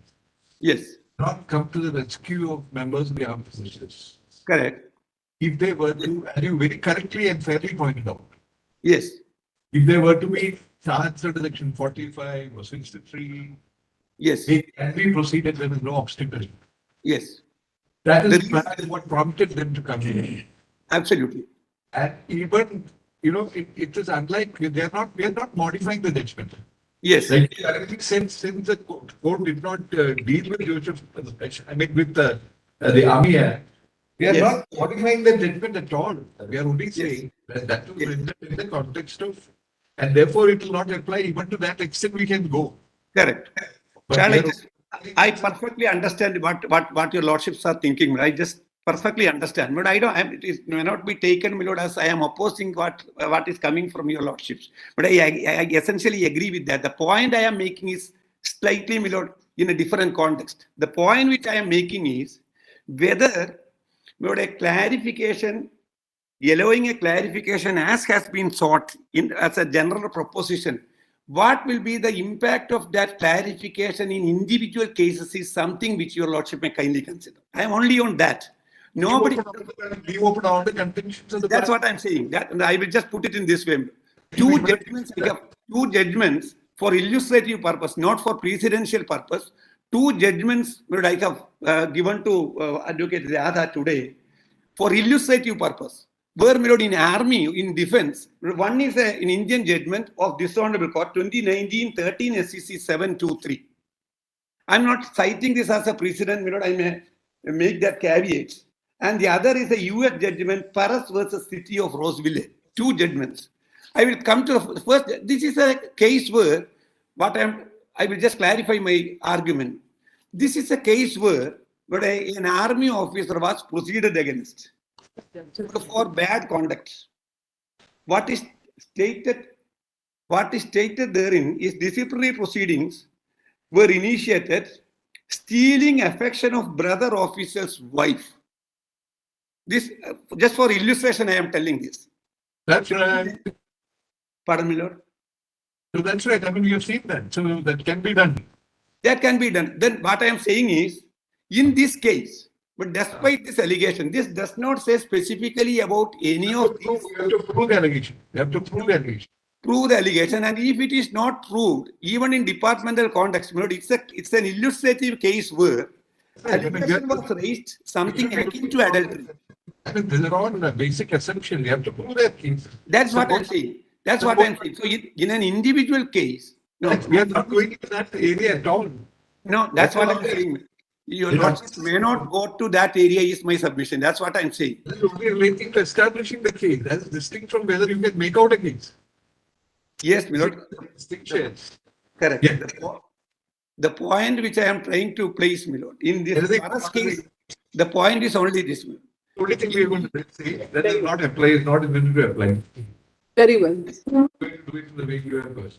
Individual cases, this should Although not my apply. learned friends have perhaps been more persuasive than I have on this, so my lords would consider, because they have very fairly stated that the 45 and 63, my lords, I can We're say. not in the contemplation of the. But not only not in the contemplation.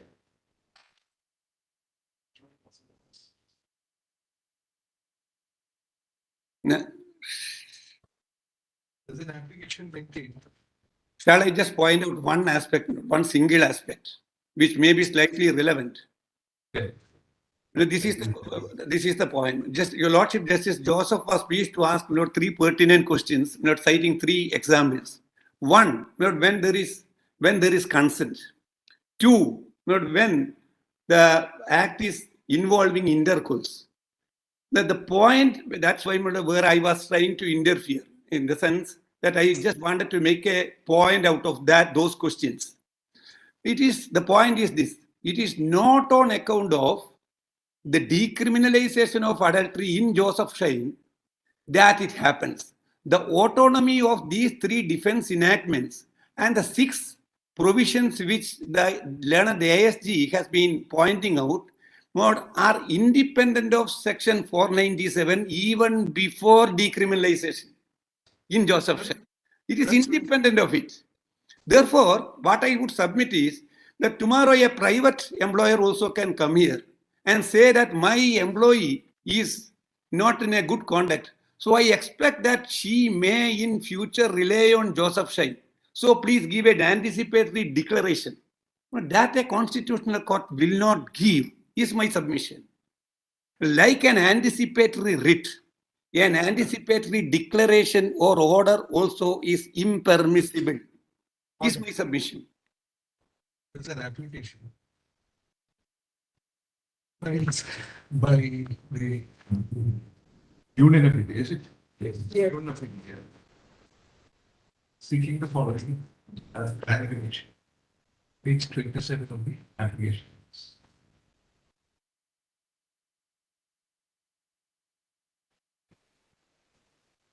Applicant is seeking clarification of the document which is reported in 2019, volume 3, SCC, page 39. It must be noticed that the applicant was the sole respondent in the said case. Paragraph. The reason which have driven the applicant to seek the clarification are as follows. In the case of the applicant, that this court has undoubtedly proceeded to find section 497 of the Indian Penal Code as unconstitutional as it offended articles 14, 15 and 21 of the Constitution. However, it is the case of the applicant that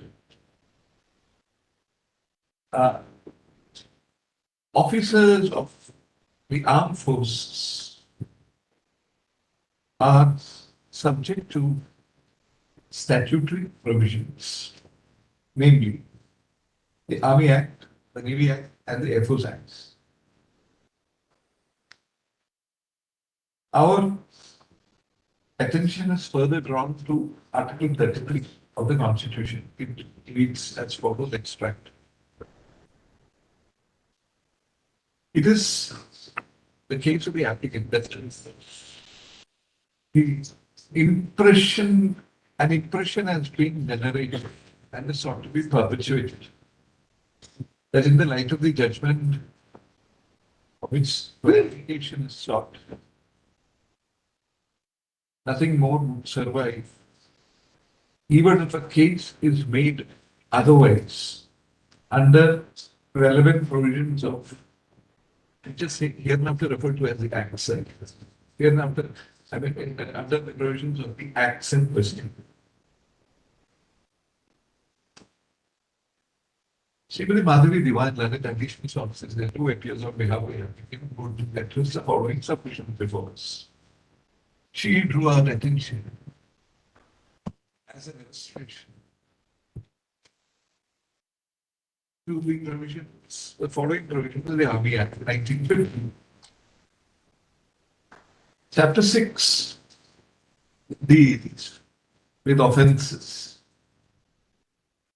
Thereunder, our attention is drawn to section 45, extract 45. Further, she draw the attention to section 63. Finally, you should draw our attention to section 69. She would immediately point out that in the light of the judgment of this court, in since section 497 of the Penal Code has been struck down in the Constitution, and it being a civil offence within the meaning of section 69 of the Act, it may not be open to the authorities to proceed against an officer within the meaning of section, under section 69. That's what you said. However, it's a further case that do not preclude the authorities from invoking the provision section 45 and or section 73 of the Act. 63. 63 of the Act. This is why we are if we go and reserve, you commit all kinds of mistakes. There are similar provisions also in the Navy Act and in the Air Force Act.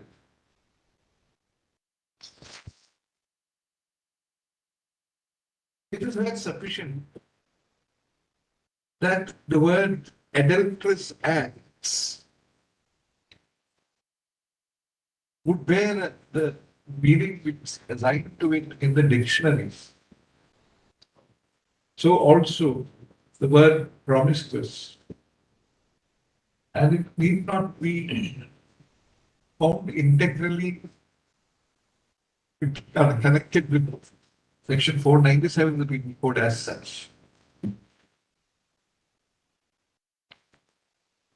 The members of the armed forces, according to a class apart. She also drew our attention to the objection reasons of the act. It is pointed out that the act was enacted, the law was enacted to provide for an exhaustive code. It is a complete code. It provides for self-regulation. According to her, the decision of this court in Joseph Shine must be viewed in the context of the institution of marriage. It was not rendered in the context of a workplace. Expanding further, the Learned Additional Solicitor General would point out the setting in which the armed forces operate constitute a unique workplace. Discipline among the members of the force is a matter which is indispensable. Discipline would indeed be eroded, according to her, if the high models now to be occupied by members, by the officers, is diluted. The obstacle in the authorities invoking section 45 and 63 of the Act, with as also the corresponding provisions in the provisions in the corresponding Act, the corresponding provisions in the other two Acts, will ultimately result in a situation where in the sensitive forces as the armed forces are, it would engender and breed gross indiscipline. The forces which are to always act as one and proceed on the existence of a sense of brotherhood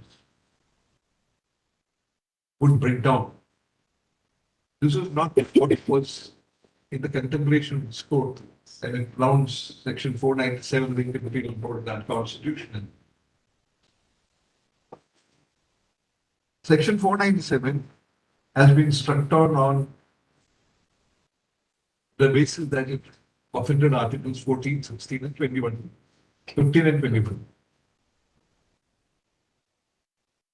The court, it is contended was distressed by the resort to values of a bygone era, bracket the Victorian era. And the considerations which persuaded this court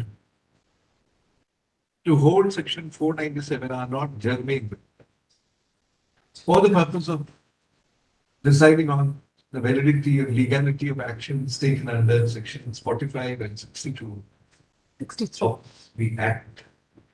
63. Sorry, 63. She, in fact, did point out that there was an element of discord even in the matter of the right to privacy, which has been advocated in one of the judgments, in the judgment of one of the learned judges, whereas it has not been so canvassed in the judgment of another judge. There is a command structure in the armed forces which it is indispensable to maintain. Such command structure would be impaired and disturbed. She would, in this regard, ask us to focus our attention on the word what are that words? Inappropriate behavior. Unbecoming conduct in section 45. She would submit that in a case where the officer is charged with what is unbecoming conduct and which consists of an act of adultery, nothing can stand in the way of the authorities taking action. Importantly, pertinently, she would also point out that the provisions are gender neutral. A voice which was, and it does not suffer from the vice of being not so, as found by this court when it struck down section 497 here. Or it may be man or woman who acts in a manner which is found to be unbecoming, can be proceeded therefore under section 45 of the Act. Equally, she drew our attention to section 63, 63, and points out the importance of the words military discipline besides good order. In other words, any act or omission which is not specified in the Act is found to be prejudicial to good order and military discipline would invite action under section 63. She even went to the extent of pointing out that it can lead to a mutiny. And she would further submit that it has in fact happened. We're taking it correct. There's a very unrestful situation. There's a lot of unrestful situation. Breakdown of discipline.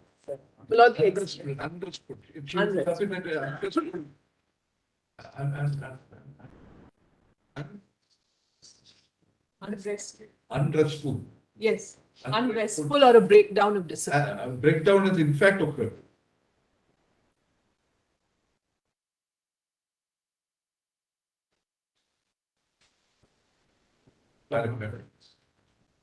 She would therefore point out that when this court made, and she would further point out that the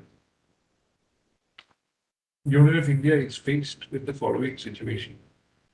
Action is taken under section 45, Institute, section 3 of the Act. It is being challenged. The mode of contention raised by the officer is that the action is tabooed by virtue of the judgment of this court. This has led to a number of cases piling up. There is a certain amount of chaos. This doesn't conduce to discipline being maintained in the armed forces. But we've also had benefit. We've also had benefit of hearing. So please take your name. Ananya Ghosh. And Parmeshwar. They are counsel who appear for intervention. It is pointed out that by them that the application for clarification may not be allowed. You must say one more figure. Must be the one runner actions of the service. that this court may at least declare that, we have at least clarify that the judgment of this court was not concerned with and dealing with the provisions in question under the acts. So then you come back to this. They would sense of motion that would submit that there is no case made out for ordering a clarification. The proceedings would have to be decided on the facts as are relevant to each case.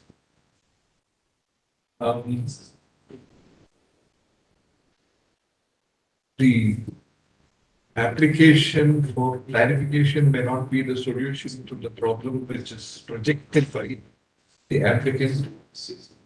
In individual cases where this question may arise, it is for the applicant to work out its remedies. And this court may not issue a omnibus clarification. Sufficient. Sri Kadeshwar and Raj, the Land Council appears for the petitioner, Joseph Fang, in the main judgment. He would submit that the application for clarification may not be entertained. In this regard, he drew our attention to an unreported judgment of this court. An order of this court. It's a reportable order, isn't it? It is reported in live law, but not in this SCC. Live law 2021 Supreme Court 564 is the citation. We may at once notice that the applicant was seeking the following trials at page 241. No doubt this court has proceeded to go into the question as to the maintainability of the application. In doing so, the court has adverted to the following judgment by this court in Gurdeep Singh, and this taken off from matter 8 alone. This view apparently has found acceptance in subsequent judgments. It was found undoubtedly in the facts of this case, the said case, that the attempt was to rarely seek a substantive modification of the judgment. Thereafter, undoubtedly, this court also held that, as follows, the first few lines of paragraph number 12. He would submit that there is no occasion for the applicant to file the present application. The Land Council for the petitioner in the main case would, in fact, agree with the applicant that the questions which have been raised in the application seeking clarification were not the matters which arose for consideration in the main judgment. This court was concerned with the validity of section 497. He pronounced on the same. It had nothing to do with the provisions of under the acts. He would submit that no occasion as ever said from the court clarify the orders accordingly. In fact, when this court posed the question as to whether, if in a given case, the authority is presented with the following set of facts. An officer is proceeded under section 45 of the Act. The charge against him is adultery. It is alleged, in other words, that he has committed adultery within the meaning of section 497 of the Indian Penal Code, which has been struck down. Sri Kadeshwar Raj, Land Council for the petitioner, very fairly submitted that the fact that section 497 of the Indian Penal Code has been struck down may not stand in the way of the authorities proceeding against the officer with the aid of the provisions contained in section 45 of the Act. Correct? That's why we are taking it. Roshmi also add that every individual case should be, according to my humble submission, will have to be considered on the facts of the respective case. That will not make clarity. We'll say that. We'll say that. Yes. Of course, he adds that the decision must finally depend upon the play of facts. For play of facts, full stop. Paragraph. The judgment of this court, so in this case, was concerned only with the validity of section 497 and of the Indian Film Code and section 198 of the Code of Criminal Procedure. You may specifically say, my lord, section 198(2) of CRPC. Only subsection 2 will apply. Other sections are irrelevant. But in fact, the Nariman judgment, the whole of 198 has been struck down. That was not. Has struck it down only because in so far as it applies to 497, in that way it is struck down. 198(2) will apply in certain other contingencies.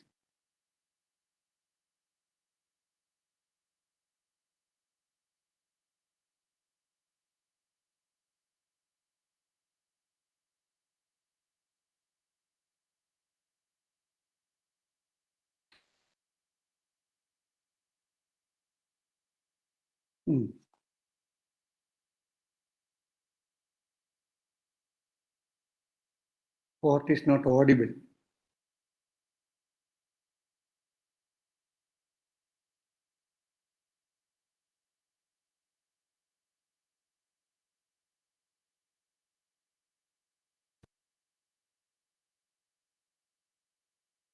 in separate opinions. However, they were agreed that section 497 of the Indian Penal Code and section 198 of the Code of Criminal Procedure were unconstitutional. The reason given was, and in the grounds on which if the provision was struck down was they offended Article 14, 15 and 21 of the Constitution. In this case, this court had no occasion whatsoever to consider the effect of the provisions of the Armed Forces Act, I mean the acts in question. In fact, we may notice that it is not as if this court approved of adultery. This court has found that adultery may be a moral wrong. Yes. This court has also held that it will continue to be a ground for securing the resolution of marriage. I mean, please correct it, that is why we are debating resolution of marriage. There's only one judgment on that. The others, there's Yes, you can give who said Justice Malhotra. So permission is saying it's not right. Very good. Yes. I am only going with what the judgment. You are right, you are right. Give the name. Justice Malhotra's judgment. Justice Malhotra, but Justice Deepak Mishra also said that it is a kind of civil wrong. It can be a ground for And it civil. will also be described as a civil wrong. Yes. In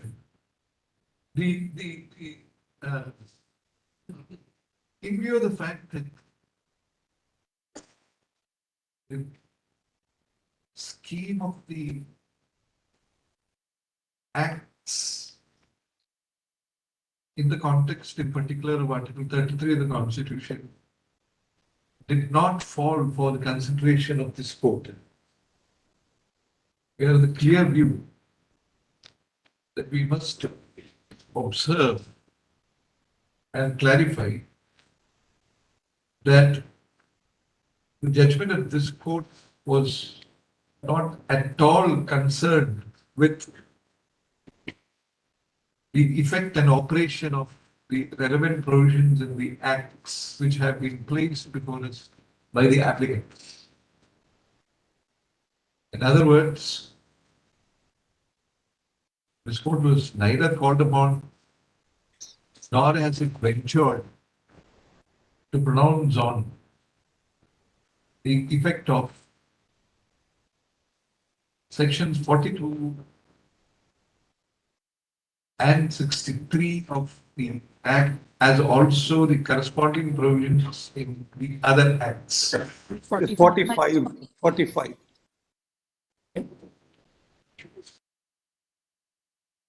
Provisions of the Act, any other provisions of the Acts. We only make this position clear and dispose of the application. Yes.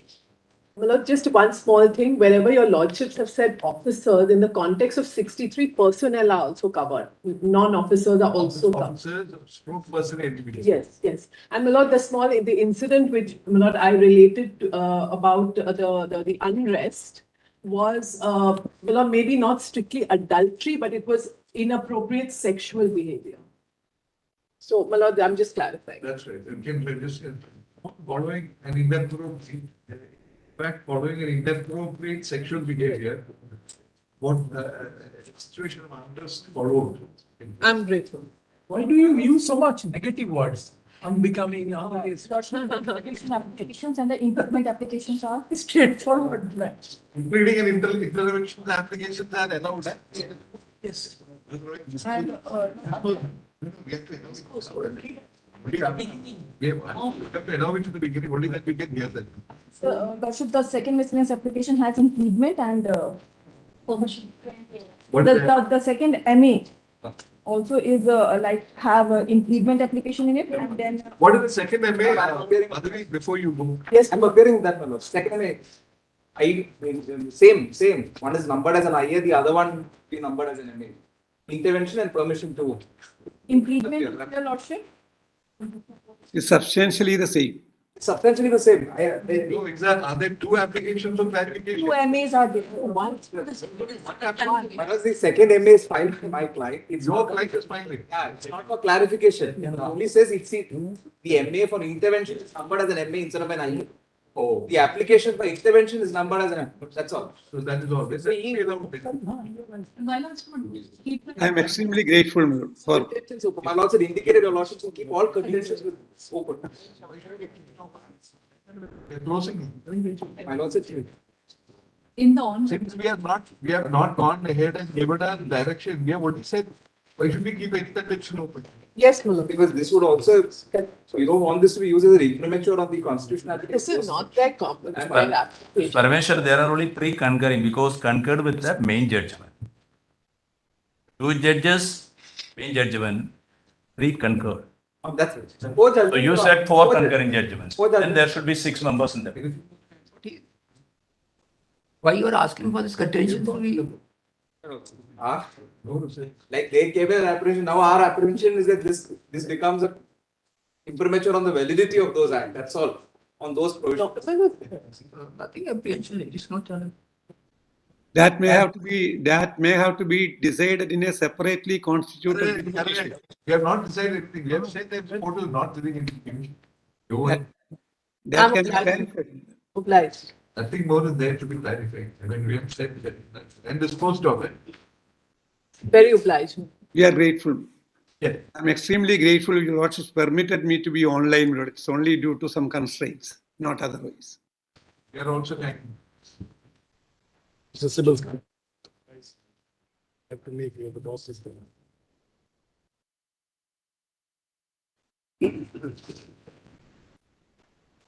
Yeah. So far as this matter is concerned, Yeah, now you can make your. now we can make our request. I do. Yes.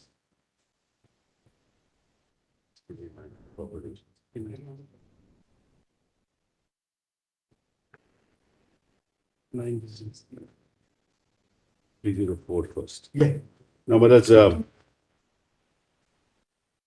tell us how many cases are there? well, it's actually this litigation is directed towards WhatsApp. But the bill deals with Millard's intermediaries throughout the system. So Millard, it's not a WhatsApp centric litigation. You got a copy of the bill actually? I've got Millard's, yes. In fact, I have formulated something for your lordships to consider. We just hand it over to your lordship. There are only one. What we would have to see perhaps is. Yes. That is the ambit of the bill. Yes. versus the scope. In fact, we have made that table. Only a minute. One request I would earnestly make. The bill is to be introduced in the House. Please do not, my lord, permit anyone to discuss the bill. It is the House, my lord, which would discuss the bill. My lord, we can't discuss it here. So if you say that, equally, you know, they may say that we are in a limbo and we not make progress in this case. How many times it has been? Yes, we made a table. We made a table. That's for your lordships to decide. I am, my lord, only, my apprehension was, It is not even in an embryo stage. Just that's entirely your lordship's call, my lord. The only thing was that since it is coming in the second half of this session, it can wait for a few weeks more. That's all. But I can't, my lord, if he's in. I'm supporting Mr. Diwan. I'm finding it really difficult to support him. Mr. that's what Mehta, is you had happening filed is- an application.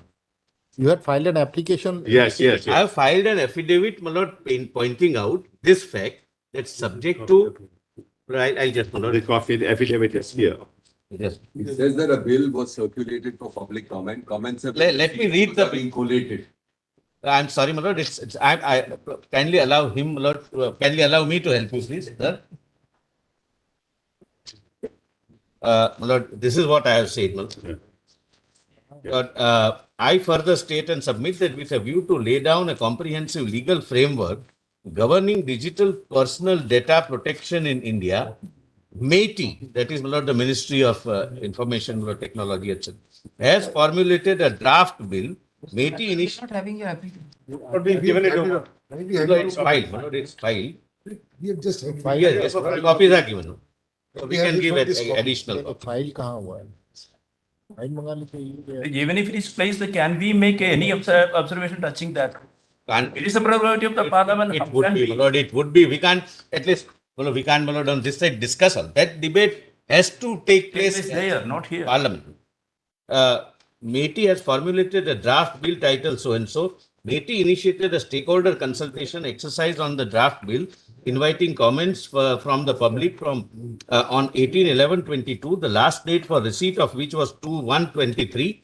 MeitY is in the process of collating and analyzing the feedback and suggestions received with a view to take the draft bill forward. I further state and submit that as is evident from the above steps taken by so and so, subject to fulfillment of procedural requirements, intends to introduce the aforesaid bill in Parliament at the earliest. Well, this was as on 11 January.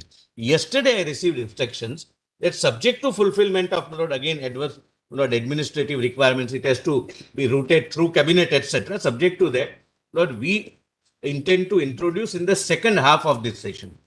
Lord, second half starts from 13.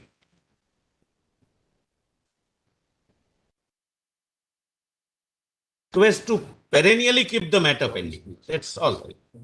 Well, it's quite a part.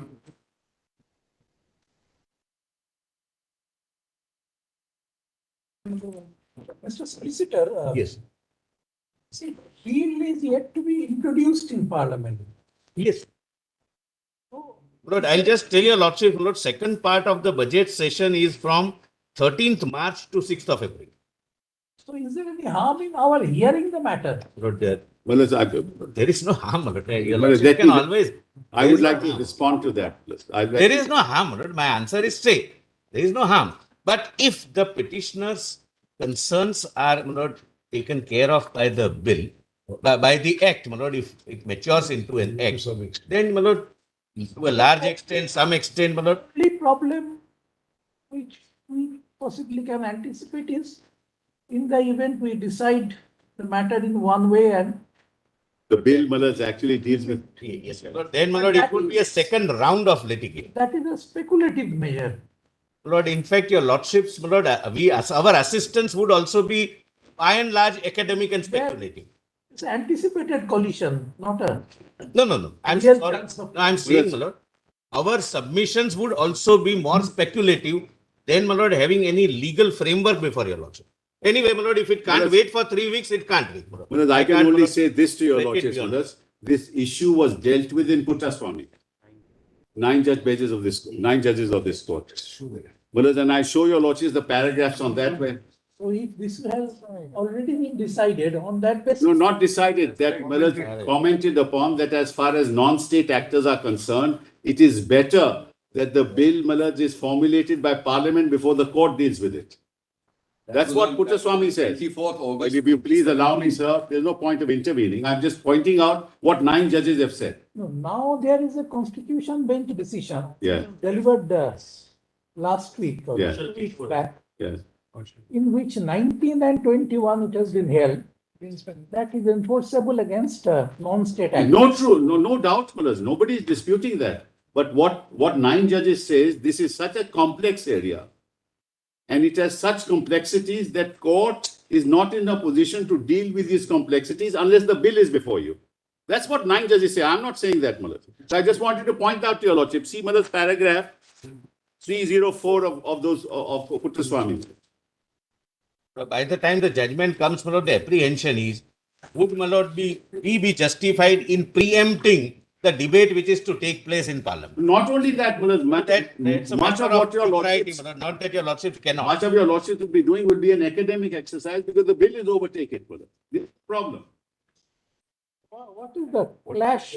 The clash is, Malaj, every aspect of their. We cannot look at the bill itself. No, please look. I don't mind, Malaj. No, my lord, I think, my lord, your lord. Part of the legislative process. So it's not introduced yet. So there's just a bill which was circulated to the public for comment. That's very different from what will eventually, if at all, introduced in Parliament, which the Solicitor General applies the court. Becomes property of the Parliament after introduction. In any case, we. Lord, if we are being that technical, my lord, your lordships can even set it aside. That don't intrude. No. We want to see The subject, I've seen it, the subject matter of the bill is exactly the claims that they have made. Anyway, we would like to open tomorrow. Malaj, And we just. I'm only, indicate as to who what may the like what to, parameters are. I have a Question of prelim. our rankings, my lord, it's a question. We have not made our mind whether I know, my lord, your lordship, sir. whether to hear the matter. That's right, Malaj. So we'll make our submissions tomorrow on this. We'll make our submissions We'll on obviously this. address your lordships tomorrow. Malaj, I'll address your lordships tomorrow on this.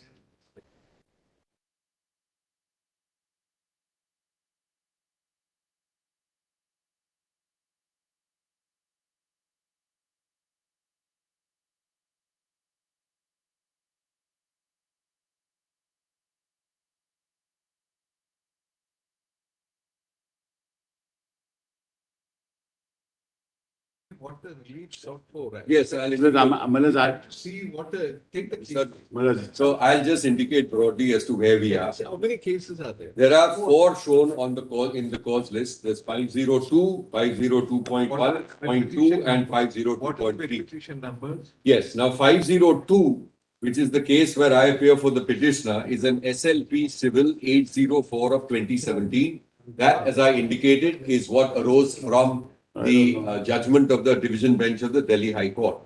Then there is 502.1 shown as connected. So that is from a 226 petition. It is from a 226 petition. It's a petition which, in one sentence, challenges a specific change in policy which occurred in the year 2016. That was subject matter of the challenge. That it continues to be the subject matter. And we'll indicate. Is it a live issue today? It's an absolutely live issue today. It's a live issue today. There are subsequent developments to the 2016 policy, which we will also be placing before the court. In a minute, what is your complaint actually? Yes, the complaint in a minute, if I have to say that, in a minute, the petitioners before the High Court and now the petitioners before your lordships were WhatsApp users. They're citizens of India. And they had subscribed for this internet-based messaging service, which your lordships are probably familiar with, on a basis and a representation of what the extent or what the then privacy policy is or was. That policy underwent a dramatic change. And the change which occurred included, amongst other things, that WhatsApp would share certain elements of data, both personal data as well as metadata, with what I will broadly describe as the Facebook group of companies. So Facebook at some point had purchased WhatsApp, and they now said that they would utilize or pass on this data also insofar as Facebook is concerned. That was the subject matter of challenge as to whether this invades privacy rights broadly in a very, very general sense. What the High Court came to the conclusion was that, look, as far as privacy rights are concerned, that matter, as your lordships correctly observed, was still at that time pending before this honorable court. because it's a 2016 impugned judgment. Your Lordship's judgment sitting in a panel of 9 is 24th August 2017, which is the judgment Mr. Sibal referred to, which said, please consider bringing in a data protection law. So that's more than 5 years ago. Anyway, keep that aside. So then the High Court held that, look, privacy, we are not going into it because it's a little uncertain. They cast doubt, which I should indicate to the court, with regards to the maintainability of the petition, qua private parties, etc. Then proceeded to give an exit. And they said that, look, within 2 days or 3 days, if you wish to exit user of WhatsApp, then you may do so. And in cases such as that, as far as WhatsApp is concerned, they will not share the data, they will destroy the data. Those details I will get into. The WhatsApp and Facebook have accepted the judgment of the High Court. They haven't come up over here challenging that particular judgment.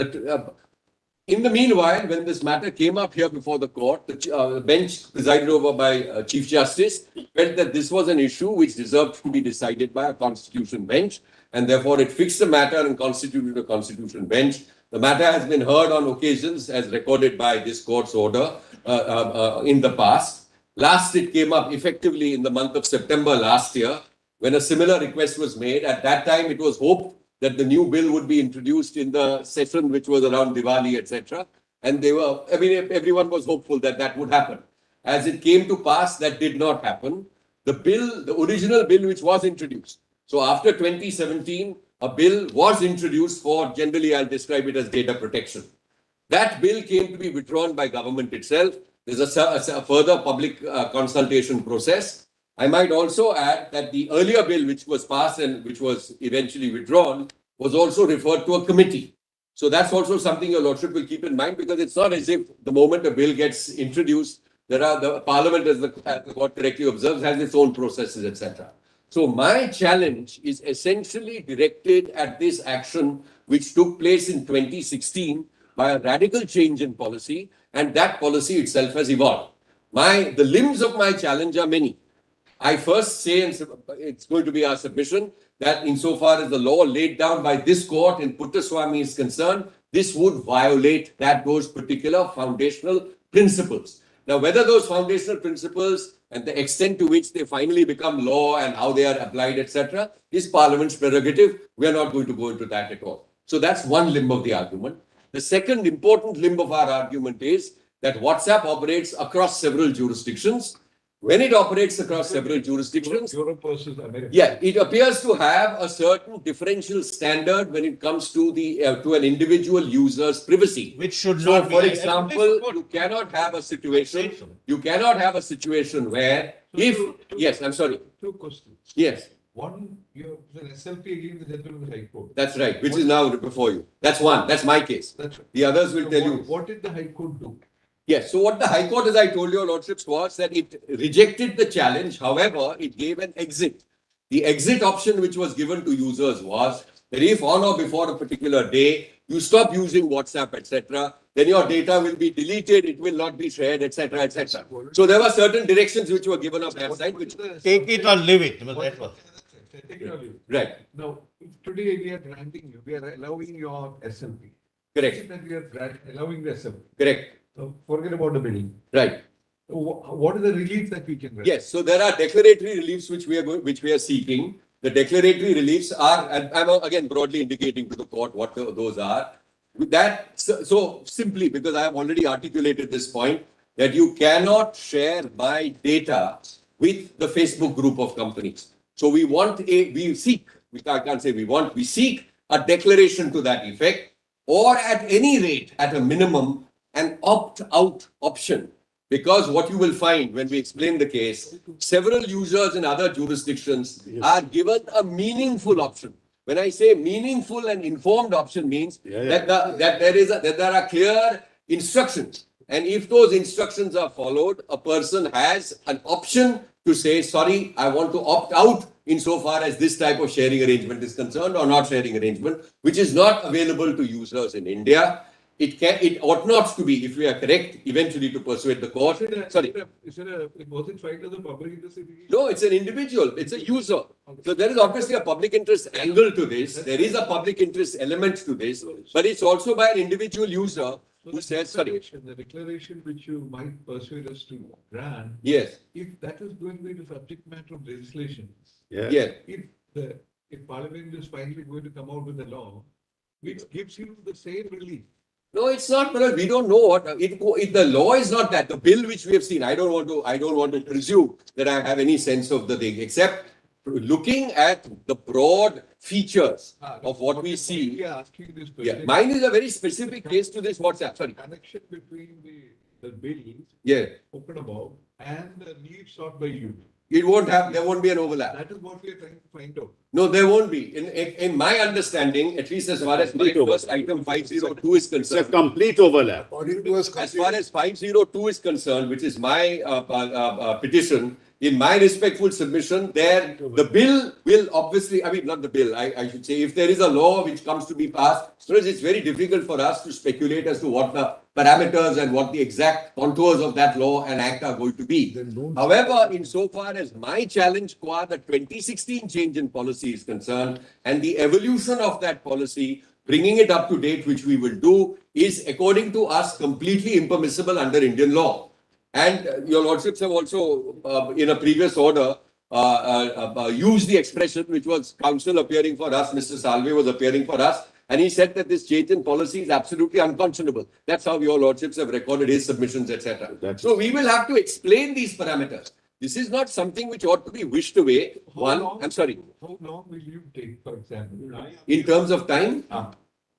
I think I will endeavor to complete tomorrow, but I may take one more half that session. If I'm given a full 2 sessions and maybe one more session spill over the day after. I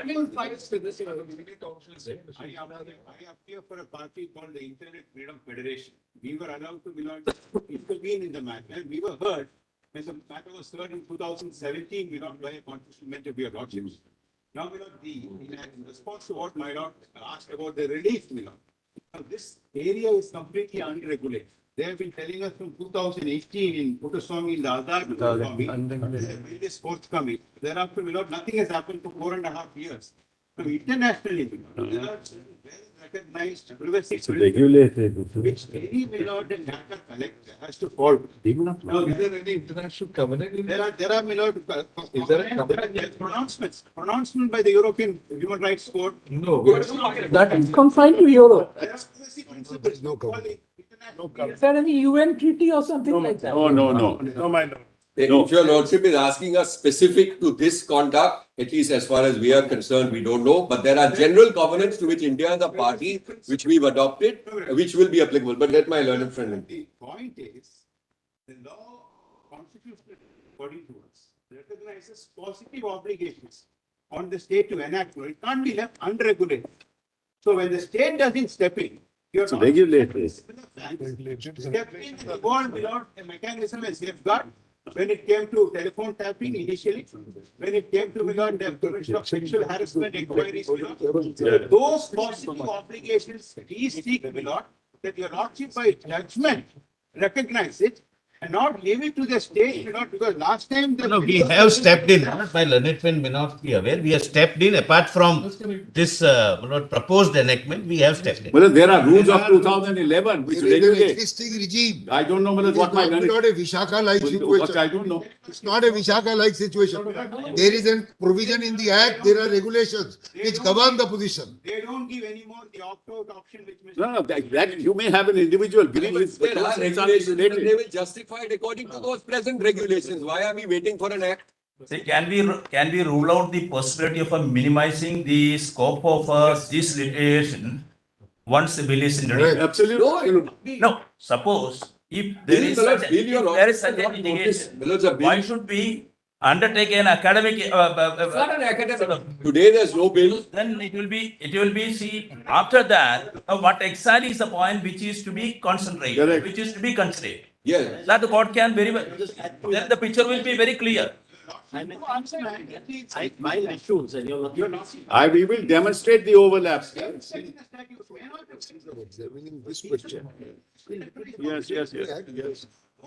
Public domain. It's not as if the people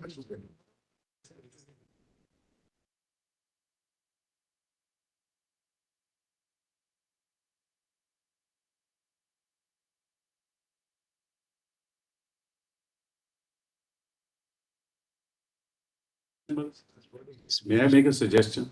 Whereas the bill will be introduced in the second half of the session. What is second half? Whereas in March.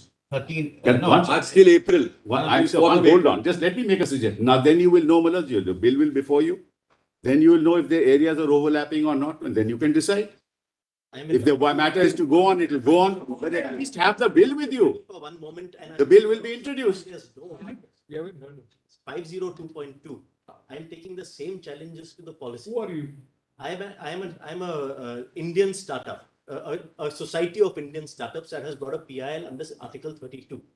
I have a threshold issue which connects with all these issues and which no bill can cover, which is that if there are any challenges to privacy policies between private companies and individuals, then your lordships will have to consider what are the standards of judicial review.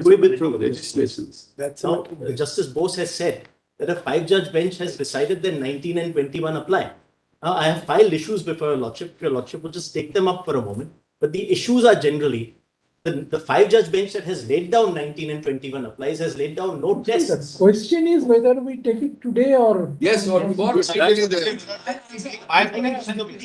don't mind. Let the legislation be before you, My Malaj. position clear. No bill is ever going to Let be the able to legislation be before you. Lordships have to decide your Then you will know. But I will May I make my, suggest we assemble tomorrow One second, hold on. and take a call after hearing? my position clear. Let me make my position clear. Not for this purpose that whether you have to hear, not to hear. Our only request is one thing. If the matter is pending in this court for sufficient time, I have a meeting. and if we have been informed about that they may place the bill in the second half, what happens are not going to fall. We can For 2 months. Yes. sometime. Adjustment is being sought, granted, but ordinarily in a situation when our constitution bench sits, No, that's we right. for this time, the matter is absolutely right for hearing. It is not academic. This is in anticipation that a bill may be introduced, will be may be passed. How is that anticipation? It is clear. It is clear that Assuming a bill is tabled, it's not going to be looked at over here.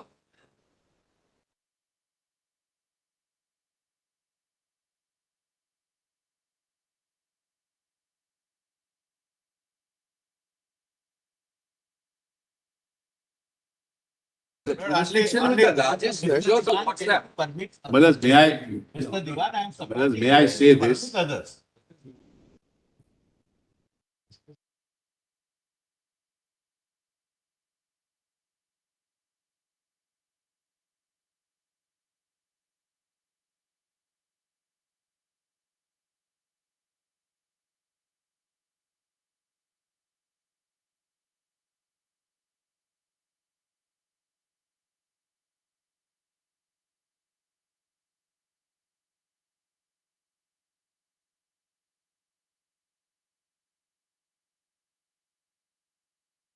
Tomorrow, you consider whether we should hear it because it's not going to be a marathon hearing. Yes. No, can I make my position clear? No, we are. Only a minute. Not so that your lordship can also. Not that. He has to raise. Only a minute more, Malaj. Only a minute. Tell Roy. Only a minute more. Only a minute more, Malaj. You don't know what prompts it gives to raise it for. You can't be. I'm no, not even a minute, Malaj. I'll not waste even a minute. No, I'm saying. There are dangers involved. I said I'm not wasting a minute, your lordship. I'm committed to go and attend another meeting in the court premises itself. So then let But me that half a minute you please take. Yes. Okay. Lord Mr. Diwan gave an input so far as them and WhatsApp is concerned. I'm supporting him. There has to be a yes. In the middle, yes. Mr. Diwan has given an impression that he's fighting with everyone, but I am supporting him. So there is no question of running away. But if any of the parties rely upon the bill and start debating here, that should not be permitted. That's all. We're not doing it. We don't plan. Malaj, it's already up for public discussion. It is for public discussion. Then we would be preempting. See, it is something which we can go through. Yes, it's for public discussion already. Public domain today. I'll give you. But there, comments are invited. In a better position. Yes. Comments are invited. You have given. Public opinion, It's but not if affidavit the before your court lordship. makes an observation, it will be having different. If the court makes an observation. No, not you have- observation, to find out the subject matter. Find out. For background. Find out the subject matter. The Lordship may not make a comment, but at least to find out Yes. whether there is an overlap, Yes. since it is in public domain. Solicitor General is saying no. No, Lord, he's saying no. If your lordships are to hear and then make a comment on it in the judgment, Both we are sides, not I am at that unable stage. to cope up with the lung power, my lord, on both sides. We are not at that stage. The filing on affidavit, the bill is on Annexed affidavit. to my affidavit. I am not, my bill is annexed to my affidavit. The bill is attached to his affidavit. Have a look at it. Yeah, so we can. Have a look at it. You Yes, don't have a look. debate it over here, that's all I am That's saying. all a debate is all. Send that affidavit. Send that affidavit.